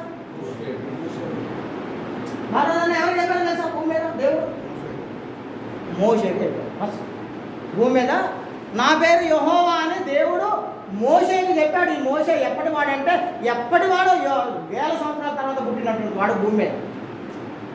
ఇప్పుడు ప్రశ్న రాయాలి. ఇప్పుడు మీరు మూడో ప్రశ్న ఏంటో తెలుసా? మరి అలాంటప్పుడు ఎప్పుడో 1000 సంవత్సరాల తర్వాత దేవుడు తన పేరు భూమి మీద ఉన్న మనిషికి చెప్తే ఆదికాండం 2వ అధ్యాయం నుంచే దేవుడైన యెహోవా అని పేరుతో ఎందుకు మెన్షన్ చేసి రాయబడి ఉంది? బాగా చెప్పాలి. ఇప్పుడు ప్రశ్న రాసుకోండి దీన్ని మీరు ఇలా. ఎప్పుడో సంవత్సరాల తరబడి 1000 సంవత్సరాల తరబడి భూమి మీద ఉన్న ఒక మనిషికి దేవుడు తన పేరు చెప్పి అప్పటి నుంచి ఇది తరతరాలు నా జ్ఞాపకార్థ నామం ఇదే, నా పేరు యెహోవా, నా నామం ఇప్పటి నుంచి ఇక ఆ నామమే ఇది కంటిన్యూ అయిపోయిందని ఎప్పుడో 1000 సంవత్సరాల తర్వాత పుట్టినటువంటి ఒక మనిషికి తన ప్రజలైనటువంటి ఇజ్రాయేల్ని ఇంటికి తీసుకురమ్మంటే వాళ్ళు నీ పేరు ఏంటి అని అడిగితే నేనేం చెప్పాలని అడిగినందుకు ఆయన చెప్పారు. కానీ మరి ఆదికాండంలో 2వ అధ్యాయం నుంచే దేవుడైన యెహోవా అంటూ రాసుకుంటూ వచ్చారు. ఎవరికి తెలుసు? ఈ ప్రశ్న మూడో ప్రశ్న మీరు రాసుకోవాలి. ఈ ప్రశ్నలన్నీ మీరు సమాధానం స్కోర్ చేయగలిగితే బైబిల్ చాలా సులువుగా మీ అందరికి అర్థమైపోయింది. టెన్షన్ ఉండదు అసలు. ఈ దినాల గురించి కాలాల గురించి అసలు టెన్షనే ఉండదు మీకు. 4వ ప్రశ్నలోకి వెళ్ళిపోతాను నేను. మూడో ప్రశ్న ఏంటి? ఇదే ఇప్పుడు మూడో ప్రశ్న. ఏంటి? మోషే రోజుల్లో 1000 సంవత్సరాల తర్వాత మోషేకి దేవుడు తన పేరు చెప్పినప్పుడు ఆదికాండంలో ఉన్నటువంటి రెండో అధ్యాయం నుంచే ఆ పేరు బైబిల్లో ఎందుకు దేవుడు రాయించుకుంటూ వచ్చారు అని ప్రశ్న. పెద్దగా ఉంది కదా ప్రశ్న. క్లారిటీ లేదు. ప్రశ్నలో క్లారిటీ లేదు. రైట్, చాలా క్లారిటీ లేదు ప్రశ్న రాసుకుంది. మోషేకు దేవుడు తన పేరు ఐగుప్తులో ఉన్నటువంటి ఇజ్రాయేలీని నడిపించడానికి వెళ్ళినప్పుడు చెప్పినప్పుడు భూమి మీద ఎవరికి తెలియని పేరు తన పేరు అప్పుడు చెప్పినప్పుడు 2వ అధ్యాయం నుంచి ఎందుకు రాయబడింది? ఆదికాండం 2వ అధ్యాయం నుంచే ఎందుకు రాయబడింది? 1000 సంవత్సరాల గ్యాప్ తర్వాత మోషేకు చెప్పబడింది నా నామము యెహోవా అని నామము. 1000 సంవత్సరాల తర్వాత దేవుడు ఆయనకి చెప్తే ఆదికాండంలో ఉన్నటువంటి 2వ అధ్యాయంలోనే ఆ పేరుతో ఎందుకు మెన్షన్ చేస్తూ వచ్చారు? ఇది 2వ ప్రశ్న. 3వ ప్రశ్న మూడు అయిపోయింది. ఇదే మూడో ప్రశ్న ఏంటి? 18వ వచనంలో ఉంది కదన్నా. వద్దు ప్లీజ్. సమాధానాలు కావు, ప్రశ్నలే. ప్రశ్నలన్నింటినీ సమాధానం స్కోర్ చేద్దాం. ఇప్పుడు నేను చెప్తా, మీకు సమాధానాలు కూడా చెప్తా, కానీ ముందు ప్రశ్నలు ఎదుర్కోండి, టెన్షన్ లేదు. వెళ్ళండి తమ్ముడు, దూరం వెళ్ళరా.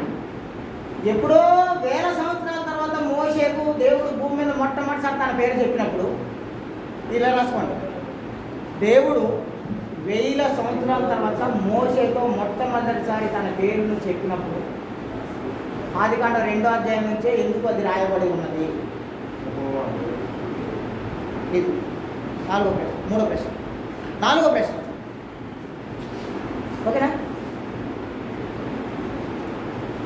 అప్పుడు ప్రశ్న పెద్దగా ఉన్నప్పుడు నీకు మనసులో ఏర్కొచ్చినట్టు రాసుకో ప్రశ్న.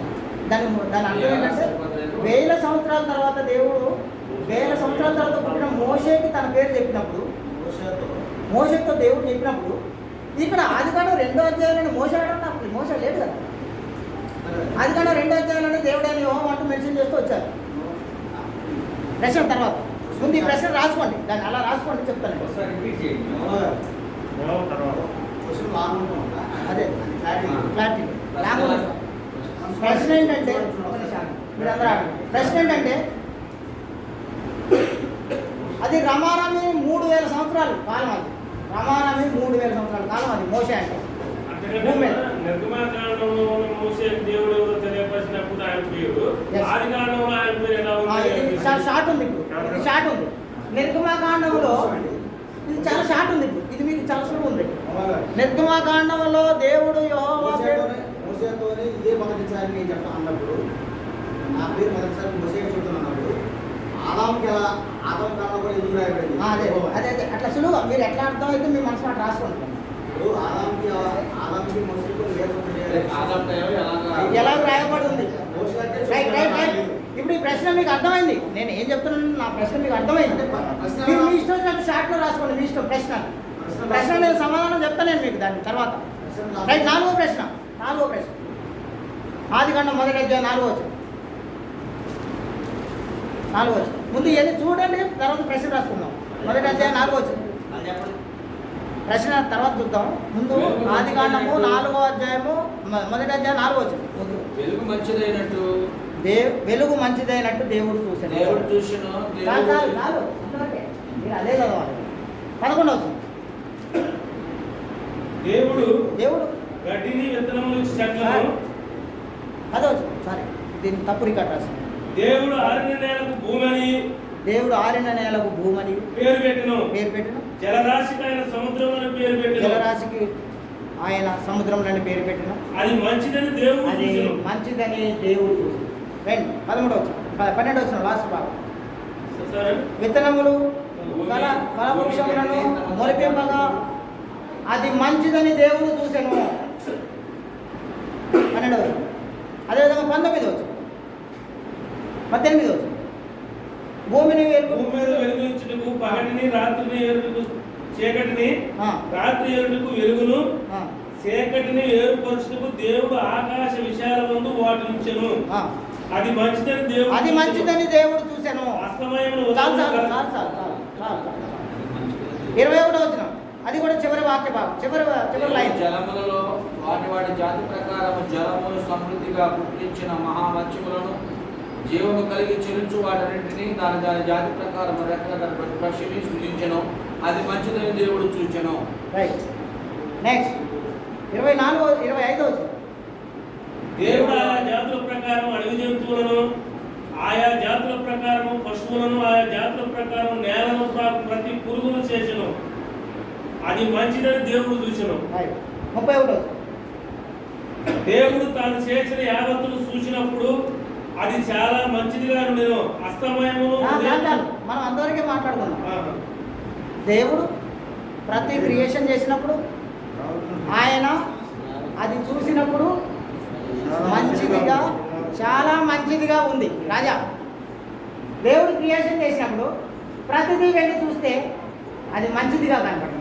మోనా సార్, అంటే దేవుడికి డౌట్ వచ్చిందా ఏంటి? తన క్రియేషన్ తను చెప్పినట్టు జరుగుతుందా లేదా డౌట్ వచ్చిందా ఏంటి? దేవుడు తనకే తనకే డౌట్ వచ్చిందా ఏంటి? ఎందుకు మళ్ళీ వెళ్ళి దాన్ని చూసి దాన్ని చూడాలని మంచిగా ఉందని నేను ఎందుకు అనుకోవచ్చు?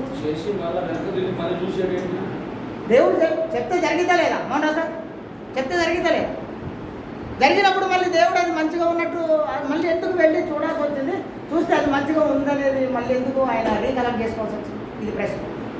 తాను క్రియేషన్ చేసినటువంటి తన సృష్టి తాను చెప్పినట్టు జరగలేదా అనే ఎందుకు ఆయన తిరిగి మళ్ళీ దాన్ని రీకలెక్ట్ చేసుకొని చూసుకోవాల్సి వచ్చింది? ఇది ప్రశ్న. మంచిగా ఉందా లేదా ఎందుకు ఆయనకి సందేహం వచ్చింది? ఇది ప్రశ్న. రైట్. 5వ ప్రశ్న, చివరి ప్రశ్న. ఇదే చివరి ప్రశ్న. 5వ ప్రశ్న. 4వ ప్రశ్న ఇదే. దేవుడు తన సృష్టి అంతటిని తాను చెప్పినట్టు జరిగిందా లేదా అని ఎందుకు చెక్ చేసుకోవాల్సి వచ్చింది? తాను చేసిన పనిని తానే ఎందుకు తిరిగి చెక్ చేసుకోవాల్సి వచ్చింది? చివరి ప్రశ్న. 1వ అధ్యాయం ఆదికాండం 26వ వచనం. దేవుడు మన స్వరూపమందు మన పోలిక చొప్పున నరులను చేయదము. చాలు అక్కడ ఆగిపోయి. దేవుడు ఏమన్నారంటే ఇప్పుడు మన స్వరూపం. మన అంటే ఒకటి కంటే మన. ఇప్పుడు దేవుడు ఏమనుకున్నారట? మన స్వరూపమందు మన పోలిక చొప్పున నరులను చేయదు అని అనుకున్నారు. 27వ వచనం. దేవుడు తన స్వరూపమందు నరులను సృజించెను. ఇదే సార్, అక్కడ మన పోలికలో మనం చేద్దాం అని అక్కడ అనుకున్నాక ఇక్కడ వచ్చినాక ఏంటి? ఇక్కడ సింగర్గా రాశారేంటి? తన పోలికలో తన స్వరూపంలో నరులు చేశారని రాశాడు. తన అంటే ఏంటి? ఒకటేనైనా అర్థం, ఎక్కువ అని అర్థం. అక్కడేమో ఎక్కువ మంది అందరూ మన రూపంలో మన స్వరూపంలో చేద్దామని ఆయన అనుకున్నారట. అక్కడ వీడికి చేయాల్సి వచ్చినప్పుడు మాత్రం ఎలా చేశారట? తన స్వరూపంలో మరి అక్కడ మనము అన్నటువంటి దేవుడు ఇక్కడ తన ఎందుకు రాయించి మనకి ఇచ్చారు? ఇది ప్రశ్న. ఇది చివరి ప్రశ్న. దేవుడు తన మానవుని సృష్టించేటప్పుడు మన పోలిక మన స్వరూపం అంటూ చెప్పినటువంటి ఆ దేవుడు మనిషిని క్రియేట్ చేసిన తరువాత తన స్వరూపములు అని ఎందుకు రాయించారు? ఇది ప్రశ్న. అది కొన్ని మంచినీళ్ళు కాదు.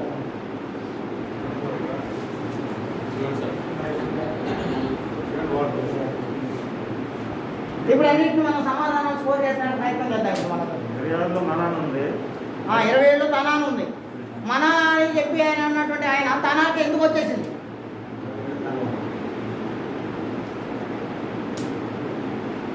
సమాధానం మొత్తం సమాధానాన్ని ఒకదాన్ని కూడా స్కోర్ చేద్దాం. దావీద్ సార్ ఓకేనా? మొన్న నేను దావీద్ సార్ మనం ఫీల్ అవుతారు. దావీద్ సార్ మొన్న నేను ఇదే విషయం డిస్కస్ చేసినప్పుడు దావీద్ సార్తో నేను ఖచ్చితంగా ఈ సంగతి చెప్తాపా నేను మీకు అని అన్నాను. దేవుడు చెప్తే జరిగింది కదా. అప్పుడు దేవుడు ఆల్రెడీ ఏదైనా పట్టణాన్ని కూడా కలుగును కాకుండా ఉంటే కలిగేసి ఉంటుంది. అది నదులన్నీ ఆయన కలుగురు కాకుండా కలిగాయి. అవన్నీ అప్పుడే ఆల్రెడీ దేవుడు కలగజేసి ఉన్నారు. అప్పుడు దాంట్లో తెచ్చిపోయి పెట్టారా అన్నాడు దావీదు. నేనేమన్నానంటే అట్లా ఉండదయ్యా, దేవుడు మనిషిని ఒక్కడే తయారు చేశారు. అప్పుడు భూమి శూన్యంగానూ నిరాకారంగానూ ఉంది. ఏమీ లేదు భూమి మీద, ఏమీ లేదు. దేవుడు వాటిని తయారు చేయలేదు. వాటికి ఆ పేర్లు కూడా దేవుడు పెట్టలేదు. భూమి మీద ఉన్నట్టు దేనికైనా సరే ఆదాం పేరు పెడితేనే కలిగింది, కానీ భూమి మీద దేవుడు వచ్చేసి దేనికి పేర్లు పెట్టలేదు. ప్రతిదానికి ఆదాం పెట్టిన పేరే స్థిరమైపోయింది భూమి మీద ఉన్నటువంటి ప్రతిదానికి కూడా. రైట్, ఇప్పుడు వెళ్ళిపోతున్నాం మనం. మొదటి ప్రశ్న ఏంటి? మొదటి ప్రశ్న మీకు మొదటి 3 దినముల్లో అస్తమించింది ఎవరు, ఉదయించింది ఎవరు? ఇది మళ్ళీ మొదటి పెళ్లి చూస్తున్నాను నేను. దేవుడు మన చేతిలో ఉన్నటువంటి ఈ గ్రంథాన్ని సమాధానాలు, ఇప్పుడు ప్రశ్నలు లేవు, వాటి సమాధానాలు అండి. దేవుడు మన చేతికి బైబిల్ గ్రంథం ఇచ్చినప్పుడే మనం ముందుగా నేను చాలా ఉపోద్ఘాతం చెప్పుకుంటూ రావాల్సి వచ్చింది. దేవుడు అలా ఎందుకు రాయించాడు అనే ఒక కోణంలో మీరు ఆలోచిస్తూ ఉండండి. ఇప్పుడు సమాధానాలు చాలా సులువుగా అర్థమవుతాయి. దేవుడు అక్కడ అలా ఎందుకు రాయించాడు? అసలే యోహాను గారు మొదటి పత్రిక రాసినప్పుడు మొదటి అధ్యాయం 5వ వచనం ఒకసారి చూద్దాం మనం. యోహాను గారు రాసిన మొదటి పత్రిక మొదటి అధ్యాయం 5వ వచనం.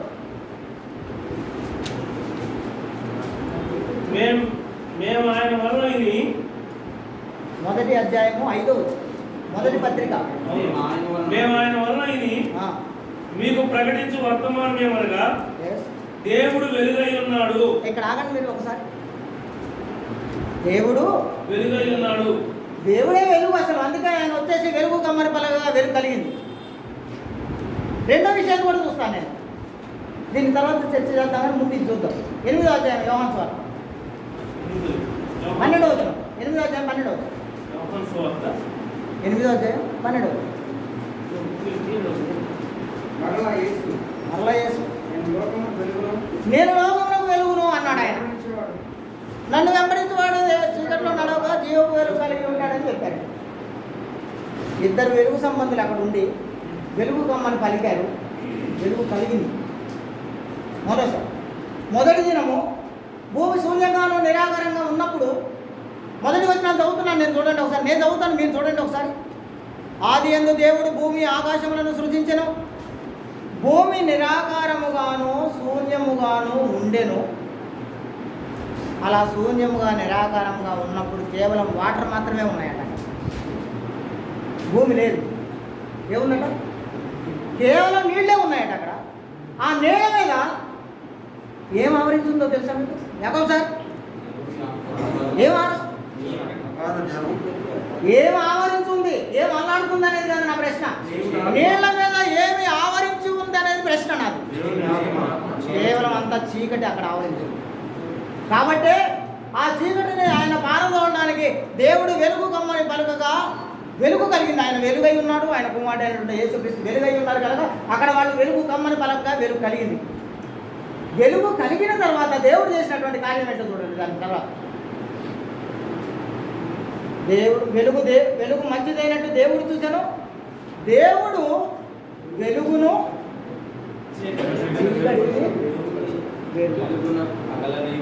తర్వాత వెలుగుని చీకటిని డివైడ్ చేశాడట ఆయన. ఇప్పుడు భూమిని తయారు చేస్తున్నారు. భూమిని తయారు చేసినప్పుడు ఈ భూచక్రాన్ని ఆయన తయారు చేస్తున్నప్పుడు దీనికి పగలు రాత్రి ఉండాలని దేవుడు ముందే నిర్ణయించి పగలు రాత్రిని వేరుపరిచేలాగా ఆయన వెలుగుని చీకటిని వేరు చేశారు. స్టార్ట్ అయింది ఇక అప్పటి నుంచి దినచర్య అంతా స్టార్ట్ అయింది. దేవుడే అక్కడ ఉండి క్రియేషన్ చేస్తున్నప్పుడు ఆ జరిగేటువంటి క్రియేషన్ని మనందరికీ అర్థమయ్యేలాగా చెప్పడం కోసం దేవుడు ఏం రాయించారంటే అక్కడ అస్తమయమును ఉదయమును కలిగింది. మనం అందరం అనుకున్నట్టు నిజమే, 4వ రోజు సూర్యుడు చంద్రుడు తయారు చేయబడ్డారు. కానీ అది తయారు చేయబడ్డటువంటి లక్ష్యం వేరు, వాటిని తయారు చేసిన విధానం వేరు, దానికి తయారు చేసిన ఉద్దేశం వేరు. మనం అనుకుంటున్న ఉద్దేశంతో చేయలేదు, వేరే ఉద్దేశంతో చేశారు. కానీ ఆయన అక్కడ వెలుగుని చీకటిని వేరుపరచడం ద్వారా ఒక రోజు కావాలి అంటే వెలుగు ఉండాలి, వెలుగు అయిపోయినాక చీకటి రావాలి. అలా వస్తేనే ఒక దినం అని లెక్క కట్టారు. కాబట్టి దేవుడు ఆయన వాటిని వేరు చేసినప్పుడు ఆ సమయం అంతా అయిపోయినప్పుడు ఒక రోజు గడిచిన తర్వాత ఆ రోజు ఎలా గడిచిందో అక్కడ దేవుడు ఏమని రాయించారంటే అస్తమయమును ఉదయమును కలగగా. మనం ఏమనుకుంటామంటే అక్కడ నేను ఈ క్వశ్చన్ వేసి మీ అందరినీ టెన్షన్ గురి చేసినని అక్కడ సూర్యుడు లేడుగా, సూర్యుడు ఏం అస్తమించి ఉదయించినాడు. దేవుడు అక్కడ సూర్యుడు చంద్రుడిని అస్తమించి ఉదయింప చేయలే, వెలుగుని చీకటిని వేరు చేశారు. వెలుగు ఉన్నంత సమయం వెలుగుంది, తర్వాత చీకటి వచ్చేసింది. వెలుగు చీకటిని ఏమని పేరు పెట్టారు తెలుసా? పగలని రాత్రి పెట్టారు. ఆ 2 పేర్లు పెట్టడం వల్ల ఏమైందంటే రాత్రి పగలంతా అయిపోయిన తర్వాత రాత్రి వచ్చింది, రాత్రి తర్వాత మళ్ళీ పగలు వచ్చేటప్పటికి ఒక రోజు అయిపోయింది. అందుకే దాన్ని మనకు అర్థం కావడం కోసం బైబిల్ గ్రంథం మన కోసమే రాయించారు కనుక మనకు అర్థం కావడం కోసం ఏం రాయించారో తెలుసా? అస్తమయంలో ఉదయం కలిగిన ఒక రోజైన సంగతి ఈ భూమి మీద ఉన్నటువంటి మనకి ఇప్పుడు తెలుసు. కాబట్టి ఇది మనం దాన్ని అర్థం చేసుకోవడం కోసం దేవుడు రాయించారు ఏంటంటే అస్తమయమును ఉదయమును కలగగా ఒక దినం అయిందన్న. కానీ దాని ఉద్దేశం అది కాదు. ఏంటో తెలుసు దాని ఉద్దేశం? పగలు రాత్రి గడిస్తే ఒక రోజు, పగలు రాత్రి గడిస్తేనే ఒక రోజు కనుక అస్తమయమును ఉదయమును కలగగా ఒక దినం అయిందని రాయించారు దేవుడు. ఇప్పుడు మీ అందరికీ ఇంకొక విషయం చెప్తాను. 2వ ప్రశ్నలోకి వెళ్ళే ముందు 4వ వచనం, ఇప్పుడు 14వ వచనం ఇదేగా సత్యానికి ఉన్నటువంటి మహా డౌట్ ఏంటో తెలుసా? ఆ రోజు సూర్యుడు చంద్రుడు తయారు చేయబడ్డారు కనుక ఆ రోజు నుంచి దినాలు లెక్కించబడ్డాయి అనేది సత్యన్న బలంగా నమ్ముతున్నటువంటి సంఘటన ఇది. కానీ అందుకు తయారు చేయబడలేదు, దినాలు లెక్కించడానికి తయారు చేయబడలేదు అసలు. చదవండి 14వ వచనం ఇప్పుడు ఒకసారి. వాళ్ళ బైబిల్ అలాగే ఉందో లేదా మనం ఏదైనా ఊహల్లో వెళ్ళి ట్రాన్స్లోకి వెళ్ళిపోయి మనం ఏదో ఊహించుకొని అదే నిజమని నమ్ముతున్నాం. అక్కడ ఏం రాస్తుందో చదవండి ఒకసారి. దేవుడు పగటిని రాత్రిని వేరుపరచునట్లు ఆకాశ విశాలమందు జ్యోతులు కలుగును గాకనియు. అవి సూచనలు. ఇప్పుడు చిన్నది చదువుదాం ప్లీజ్, బాగుంటుంది సార్. ఇప్పుడు చిన్నది చదువుదాం. ఆ జ్యోతులు అవి సూచనలను, మొదటి సూచనలను, కాలములను, దిన సంవత్సరములను సూచించుటకై ఉన్నది. లెక్కించుటకైనా సూచించుటకైనా. సూచించుటంటే ఏంటి? లెక్కించుట. మీకు అర్థమైపోయింది ఇప్పుడు సులువుగా. బైబిల్ గ్రంథం చాలా సులువుగా అర్థమైపోయింది. లెక్కించడం అంటే ఏంటి, సూచించడం అంటే ఏంటి? నేను ఒక విషయం చెప్తాను. అక్టోబర్ నుంచి జనవరి 14, 15 మహాశివరాత్రి వచ్చేంత వరకు ఆ కాలాన్ని నేను ఏమని సూచిస్తానో తెలుసా? చలికాలం, శీతాకాలం. నేను ఇక్కడ ఉన్నాను కనుక నాకు చలికాలం అక్టోబర్ నుంచి జనవరి వరకు ఉంటుంది నా చలికాలం. కానీ అమెరికా వాడికి చలికాలం ఎప్పుడు ఉంటుందో తెలుసా? వాడికి ఏప్రిల్లోనే చలికాలం. వాడు దానిని సూచించుకోవడం కోసం ఇక్కడ సూర్యుడు చంద్రుడు పెట్టాడు దేవుడు. వాడు దినాలను, కాలాలను, వాటన్నిటిని సూచించుకొని చేయడానికి. ఇప్పుడు జపాన్లో ఉన్న వాడికి వాడికి ఒక క్యాలెండర్ వేరే ఉంటుంది, వాడి రోజులు వేరే ఉంటాయి. మన క్యాలెండర్ లాగా మన రోజుల్లాగా లెక్కలు ఉండవు. కానీ మనం బైబిల్ చదువుతూ తెలుగులో ఏమనుకుంటామో తెలుసా? ఈ కాలాలు సూచనల కోసం లెక్కించడానికి పెట్టాడని అనుకుంటాం. కానీ లెక్కించడానికి కాదు, సూచనల కోసం పెట్టారు. ఇది లెక్కించడం కోసం కాదు, లెక్కించడం కోసం అని మనం తప్పు అనుకోవడం వల్ల 4వ రోజు నుంచే లెక్క మొదలైందని అనుకుంటున్నాం. మనం ఇది లెక్క కోసం పెట్టలేదు అసలు. ఆయన లెక్క కోసమే పెట్టలేదు అసలు. వీటిని సూచనల కోసం పెట్టారు. సూచనలు చేయడం భూమి మీద సూచనల కొరకు. వర్షాకాలం ఫలానా టైం టు ఫలానా టైం, ఈ సూచనల కోసం. ఎండాకాలం, వర్షాకాలం, చలికాలం, ఇలా సూచనల కోసం. ఇంకొక విషయం చెప్తాను. సాయంత్రం 6 అవుతుంది, సూర్యుడు అస్తమిస్తున్నాడు. దేనికి సూచన తెలుసా అది? చీకటి పడుతుంది, రాత్రి వస్తుంది అనే దానికి సూచనగా ఉన్నది. అక్కడ పెట్టినటువంటి ఆ సూర్యుడు కిందికి పోతున్నాడు అంటే అర్థం ఏంటంటే దేనికి సూచన తెలుసా అది? చీకటి వస్తుంది అనే దానికి సూచన. ఇప్పుడు అక్కడ ఉన్నటువంటి చంద్రుడు ఉదయకాల సమయంలో తెల్లవారుజామునే అది వెళ్ళిపోతున్నాడు అంటే దేనికి సూచన తెలుసా? సూర్యుడు వచ్చేస్తున్నాడు అనే దానికి సూచన. బైబిల్ గ్రంథంలో చాలా క్లియర్గా రాయబడి ఉంటాయి, చాలా క్లియర్గా. దినాలు సంవత్సరాలు లెక్కించడానికి పెట్టలేదు దేవుడు సూర్యుడిని చంద్రుడిని అక్కడ సూచనల కొరకు ఉంటాయి. ఈ సంగతి మనకు అర్థం కాకపోవడం వల్ల, మన నాలెడ్జ్ మీద అందకపోవడం వల్ల, మనం లెక్కించడానికి అనే ఆలోచనలో ముందుకు వెళ్ళిపోవడం వల్ల అప్పటికి లెక్క స్టార్ట్ అయింది అనుకుంటున్నాం. మనం లెక్క అప్పటికి స్టార్ట్ కాలే. భూమిని దేవుడు సృజించిన రోజునే ఒక దినం ఆయన అంటూ లెక్క మొదలు పెట్టేశాడు. ఆయన ఒక రోజు అయిపోయిందని దేవుడు లెక్క చేశాడు. అక్కడే దినాలు అప్పటి నుంచే లెక్కించడం మొదలుపెట్టాడు. కానీ సపరేట్గా నేను మీ అందరికీ ఒక విషయం చెప్తాను.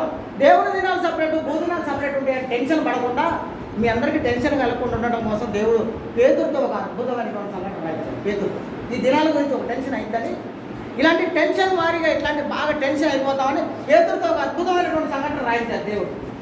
ఏంటో తెలుసా మీకు?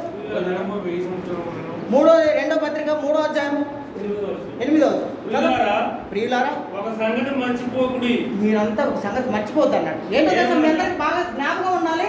మీ అందరూ తెలుసుకోవాల్సినటువంటి విషయం ఉంది ఒకటి. ఏంటంటే అది ఏమనగా ప్రభువు దృష్టికి ఒక దినము 1000 సంవత్సరముల వలె 1000 సంవత్సరముల వలె ఉన్నది. 1000 సంవత్సరములు ఒక దినము వలె 1000 సంవత్సరాలు ఒక దినం.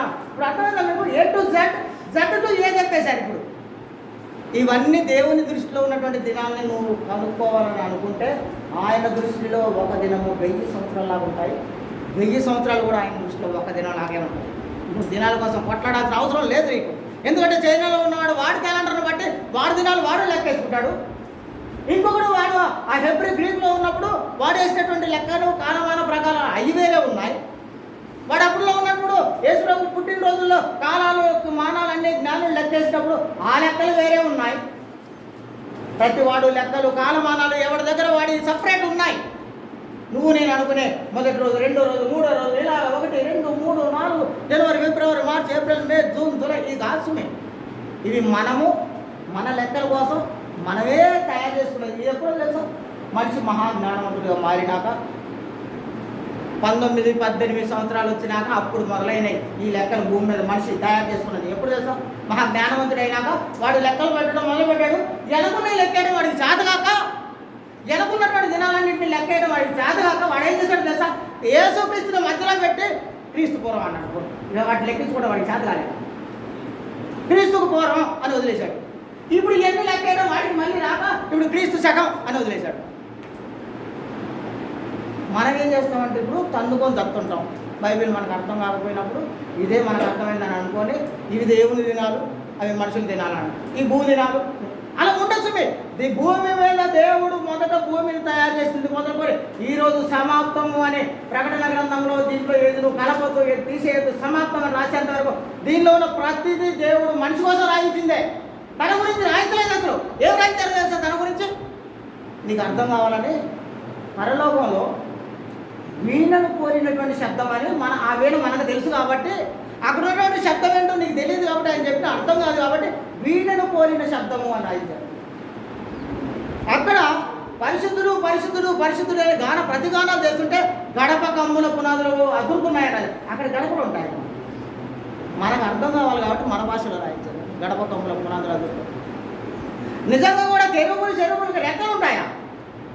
దేవుడు ఆత్మ కనుక ఆయన ఆరాధించే వారు ఆత్మతో సత్యంతో అక్కడ ఉన్నటువంటి అన్నింటిని గురించి మనం తెలియజేయడం కోసం మనకు అర్థమయ్యేలాగా అవి గాలిలో ఎగురుతుంటాయి కనుక వాటి రెక్కలు ఉన్నాయని రాయించారు దేవుడు.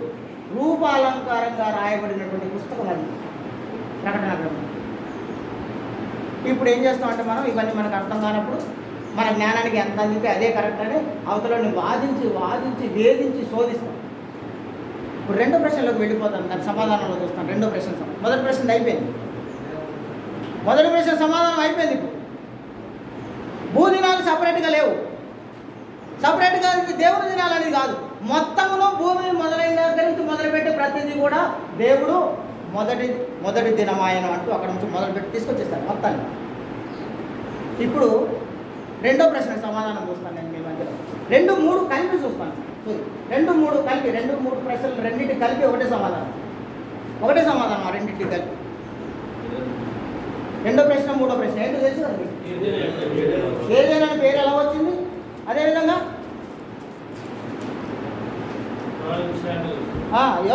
యెహోవా నామము ఎప్పుడో మోసేకు చెప్తే అది ఇప్పుడు రెండో అధ్యాయం నుంచి ఎందుకు రాయబడింది? ఈ రెండింటికి ఒకటే సమాధానం. దేవుడు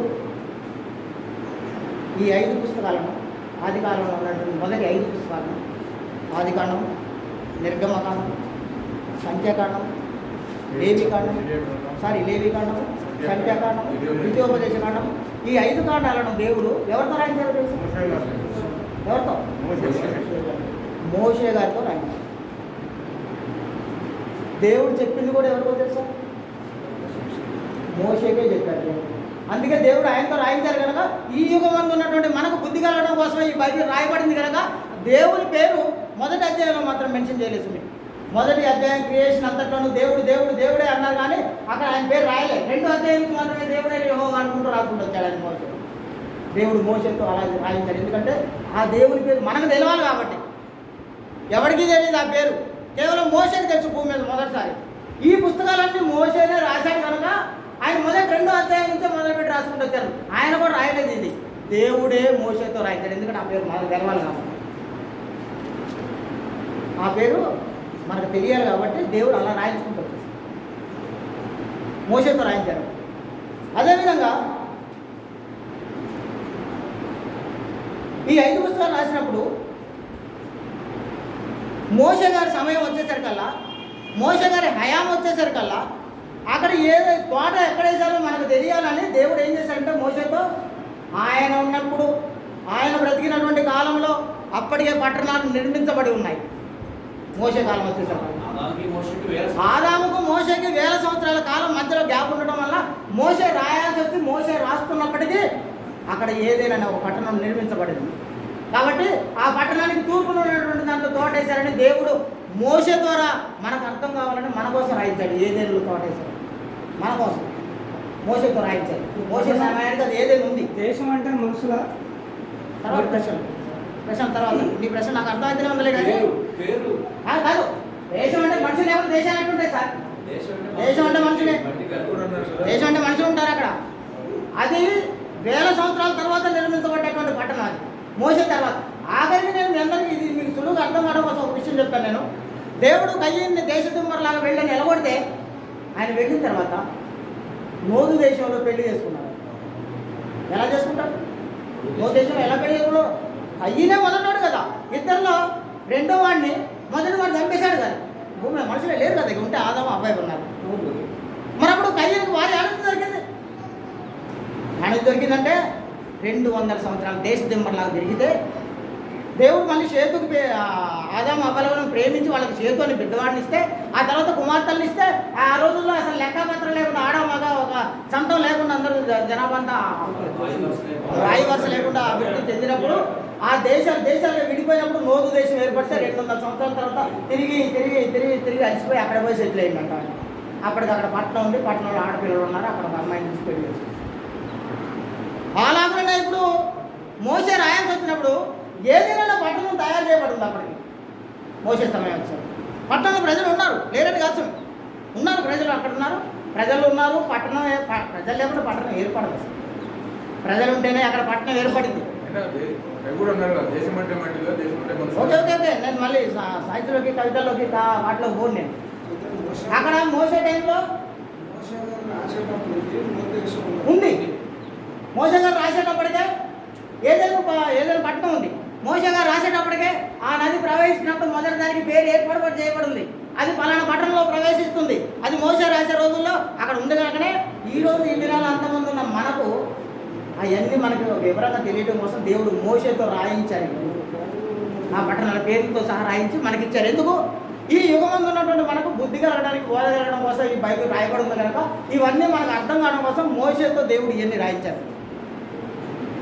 మొదటి 2 ప్రశ్నలు 3 ప్రశ్నలు లేకపోతే 4-5 ప్రశ్నలకు ఒకటే సమాధానం ఉంది. 4-5 ప్రశ్నలు ఏంటి? దేవుడు అది మంచిదైనట్టు ఎందుకు చూడాల్సి వచ్చింది అనేది ఒక ప్రశ్న. దేవుడు తాను చేసినటువంటి క్రియేషన్లో మళ్ళీ వెనక్కి వెళ్ళి ఎందుకు చూడాల్సి వచ్చింది? దేవుడు చెప్తే చెప్పినట్టు జరగదా? ఎందుకు ఆయన మళ్ళీ చెక్ చేసుకోవాల్సి వచ్చింది అనేది ఒక ప్రశ్న అయితే, మన స్వరూపమందు మన పోలిక చొప్పున మనుషులు చేయాలని అనుకున్నటువంటి ఆయన తన స్వరూపంలో తన పోలిక చొప్పున ఎందుకు చేశాడు? ఈ రెండు ప్రశ్నలకి ఒకటే సమాధానం ఉంది, ఏంటంటే దేవుడు ఆజ్ఞిస్తున్నారు, ఆయన కుమారుడు అనేటువంటి యేసుక్రీస్తు అక్కడ ఉండే ఆ కార్యాలన్నీ చేస్తున్నారు. దేవుడు చెప్తున్నారు, యేసుక్రీస్తు చేస్తున్నారు. వెలుగు కలుగునుగా కానీ దేవుడు చెప్పారు, వెలుగు యేసుప్రభు కలగజేశారు. భూమి కలుగునుగా కానీ దేవుడు చెప్పారు, యేసుప్రభు భూమిని కలగజేశారు. భూమిని చీకటిని వెలుగుని వేరుపరచునుగా కానీ దేవుడు చెప్పారు, యేసుప్రభు వేరు చేశారు. ఇలాగుల సృష్టి అంతటిని యేసుప్రభు అక్కడ ఉండి చేస్తున్నారు. దేవుడు చెప్తున్నారు, ఈయన చేస్తున్నారు. అందుకే నేను చెప్పింది చెప్పినట్టు ఈయన చేశాడా లేదని ఆయన తిరిగి చూసినప్పుడు అది మంచిదిగా కనపడింది. ఇది ఇప్పుడు నేను చెప్తాను, మీరు నమ్మక్కర్లేదు అసలు. నేను ఇలా చెప్తే మీరు నమ్మక్కర్లేదు అసలు. సామెతల గ్రంథం 8వ అధ్యాయంలో వెళ్ళి చూద్దాం ఒకసారి మనం, అది నిజం అవునో కాదు.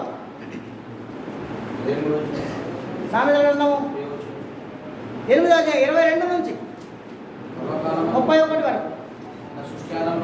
సామెతల గ్రంథము 8వ అధ్యాయం 22 నుంచి 31 వరకు గల వాక్య భాగాన్ని నేనే చదువుతాను. ప్లీజ్, నేనే చదువుతాను. పూర్వకాలమందు సృష్టి ఆరంభమున తన కార్యములన్నిటిలో యెహోవా నన్ను ప్రథమమైన దానిగా కలగజేశాడు. ఫస్ట్ సృష్టికి ముందు, సృష్టి అంతటిని చేయకముందు ఫస్ట్గా దేవుడు నన్ను కలగజేశాడని చెప్పారు. నన్ను కలగజేశాడు. సృష్టి ఆరంభానికి ముందు దేవుడు నన్ను కలగజేశాడు. ఆ సృష్టి ఆరంభం ఏంటో రాస్తున్నారు ఇప్పుడు చూడండి కింద. అనాది కాలము మొదలుకొని మొదటి నుండి భూమి ఉత్పత్తి అయిన కాలమునకు పూర్వము నేను నియమించబడ్డాను. భూమిని కూడా చేయకముందే నేను నియమించబడ్డాను. భూమిని సృజింపడానికి ముందే నేను నియమించబడ్డాను. దేవుడు ముందు నన్ను చేశారు, నా తర్వాత ఈ సృష్టిని చేశారు. ఈ సృష్టికి ముందు నన్ను నియమించారు దేవుడు అని చెప్తున్నారు. రైట్. 24. ప్రవాహ జలములు లేనప్పుడు, నీళ్లతో నిండిన ఊటలు లేనప్పుడు నేను పుట్టి తిని, పర్వతములు స్థాపింపబడక మునుపు, కొండలు పుట్టక మునుపు, భూమిని దాని మైదానములను ఆయన చేయక మునుపు, నేలను మట్టిని రవ్వంతయు సృష్టింపక మునుపు నేను పుట్టి తిని, ఆయన ఆకాశ విశాలములను స్థిరపరిచినప్పుడు, మహాజలముల మీద మండలములను నిర్ణయించినప్పుడు నేను అక్కడ ఉంటిని. ఆయన పైన ఆకాశమును స్థిరపరిచినప్పుడు, జలధారలను ఆయన బిగించినప్పుడు, జలములు తమ సరిహద్దులను మేరకుండునట్లు ఆయన సముద్రమునకు పొలిమేరను ఏర్పరిచినప్పుడు, భూమి యొక్క పునాదులను నిర్ణయించినప్పుడు నేను ఆయన యొద్ద ప్రధాన శిల్పినై అనుదినము సంతోషించుతూ నిత్యము ఆయన సన్నిధిని ఆనందించుతుంటిని. ఆయన కలుగజేసిన పరలోకమును బట్టి సంతోషించుతూ నరులను చూసి ఆనందించుతుంటిని. సామెతలను చదవగానే ఇది జ్ఞానం ఘోషిస్తుందని మొట్టమొదట రాయబడి ఉంది. 8వ అధ్యాయం మొదలు పెట్టడం జ్ఞానం ఘోషిస్తుందని చెప్పారు. ఇది జ్ఞానాన్ని గురించి అని బోధించడం మొదలుపెట్టారు. జ్ఞానం అంటే ఏంటి? కొరింథీయులకు రాసిన మొదటి పత్రిక 1వ అధ్యాయంలో వెళ్ళి చూద్దాం. అసలు జ్ఞానం అంటే ఏంటో చూస్తే 24వ వచనాన్ని ఇప్పుడు ఇది సామెతల గ్రంథంలో ఎవరి గురించి రాశారో మనకు తెలిసిపోయింది. యేసుక్రీస్తు. 1వ అధ్యాయం 24వ వచనం, కొరింథీయులకు రాసిన మొదటి పత్రిక. ఆయన యూదులకు ఆటంకముగాను. ఎవరు ఆయన? యేసుక్రీస్తు. యేసుక్రీస్తు యూదులకు ఆటంకముగాను అన్యజనులకు వెర్రితనముగాను ఉన్నాడు గాని యూదులకేమి గ్రీసు దేశస్థులకేమి పిలువబడిన వారికి క్రీస్తు దేవుని శక్తియును దేవుని జ్ఞానమై ఉన్నాడు. ఈ జ్ఞానాన్ని గురించి సామెతల గ్రంథంలో సొలొమోను గారు రాస్తున్నారు. ఆయన అక్కడ ఏం చేస్తున్నాడట? ఆ సృష్టి జరుగుతున్నప్పుడు నేను ఆయన యొక్క ప్రధాన శిల్పినై ఉండి అనుదినం ఆనందిస్తాను. వేసొచ్చారు ప్రధాన శిల్పిగా ఉన్నాను నేను అక్కడ అన్నాడు. దేవుని యొక్క ప్రధాన శిల్పిగా ఉన్నాడు. ప్రధాన శిల్పి అంటే ఏంటో అర్థం కావడం కోసం ఒక సులువైన సంఘటన చెప్తాను. మన పిల్లలందరికీ తెలిసినటువంటి ఒక ఎగ్జాంపుల్. ప్రధాన శిల్పి అనగా ఒక టీంకి లీడర్ అన్నాడు. అర్థం కావడం కోసం అర్థం కావడం. ఒక శిల్పకారుడు తను ఒక పెద్ద శిల్పాన్ని చెక్కాలని అనుకొని తన దగ్గర ఉన్నటువంటి పని వాళ్ళలో ఒక అన్నిటికంటే బాగా సామర్థ్యం కలిగిన వాడిని పిలిచి, ఇగో ఇది ఇలా చెప్పు, ఇది అలా చెప్పు, ఇది ఇలా చెప్పు అని చెప్పాడు. ప్రధాన శిల్పి అంటే ఏంటో చూస్తున్నాను. అంటే ఏదైతే తన యజమానుడు ఉన్నాడో తాను చెప్పింది చెప్పినట్టుగా చేసేవాడిని ప్రధాన శిల్పి అంటే. ఇప్పుడు ఆ? సృష్టికర్త యొక్క మనసును ఎరిగిన వాడు, సృష్టికర్త ఏదైతే చెప్తున్నాడో దానిని ఉన్నట్టుగా చేసేవాడు అని అర్థం ప్రధాన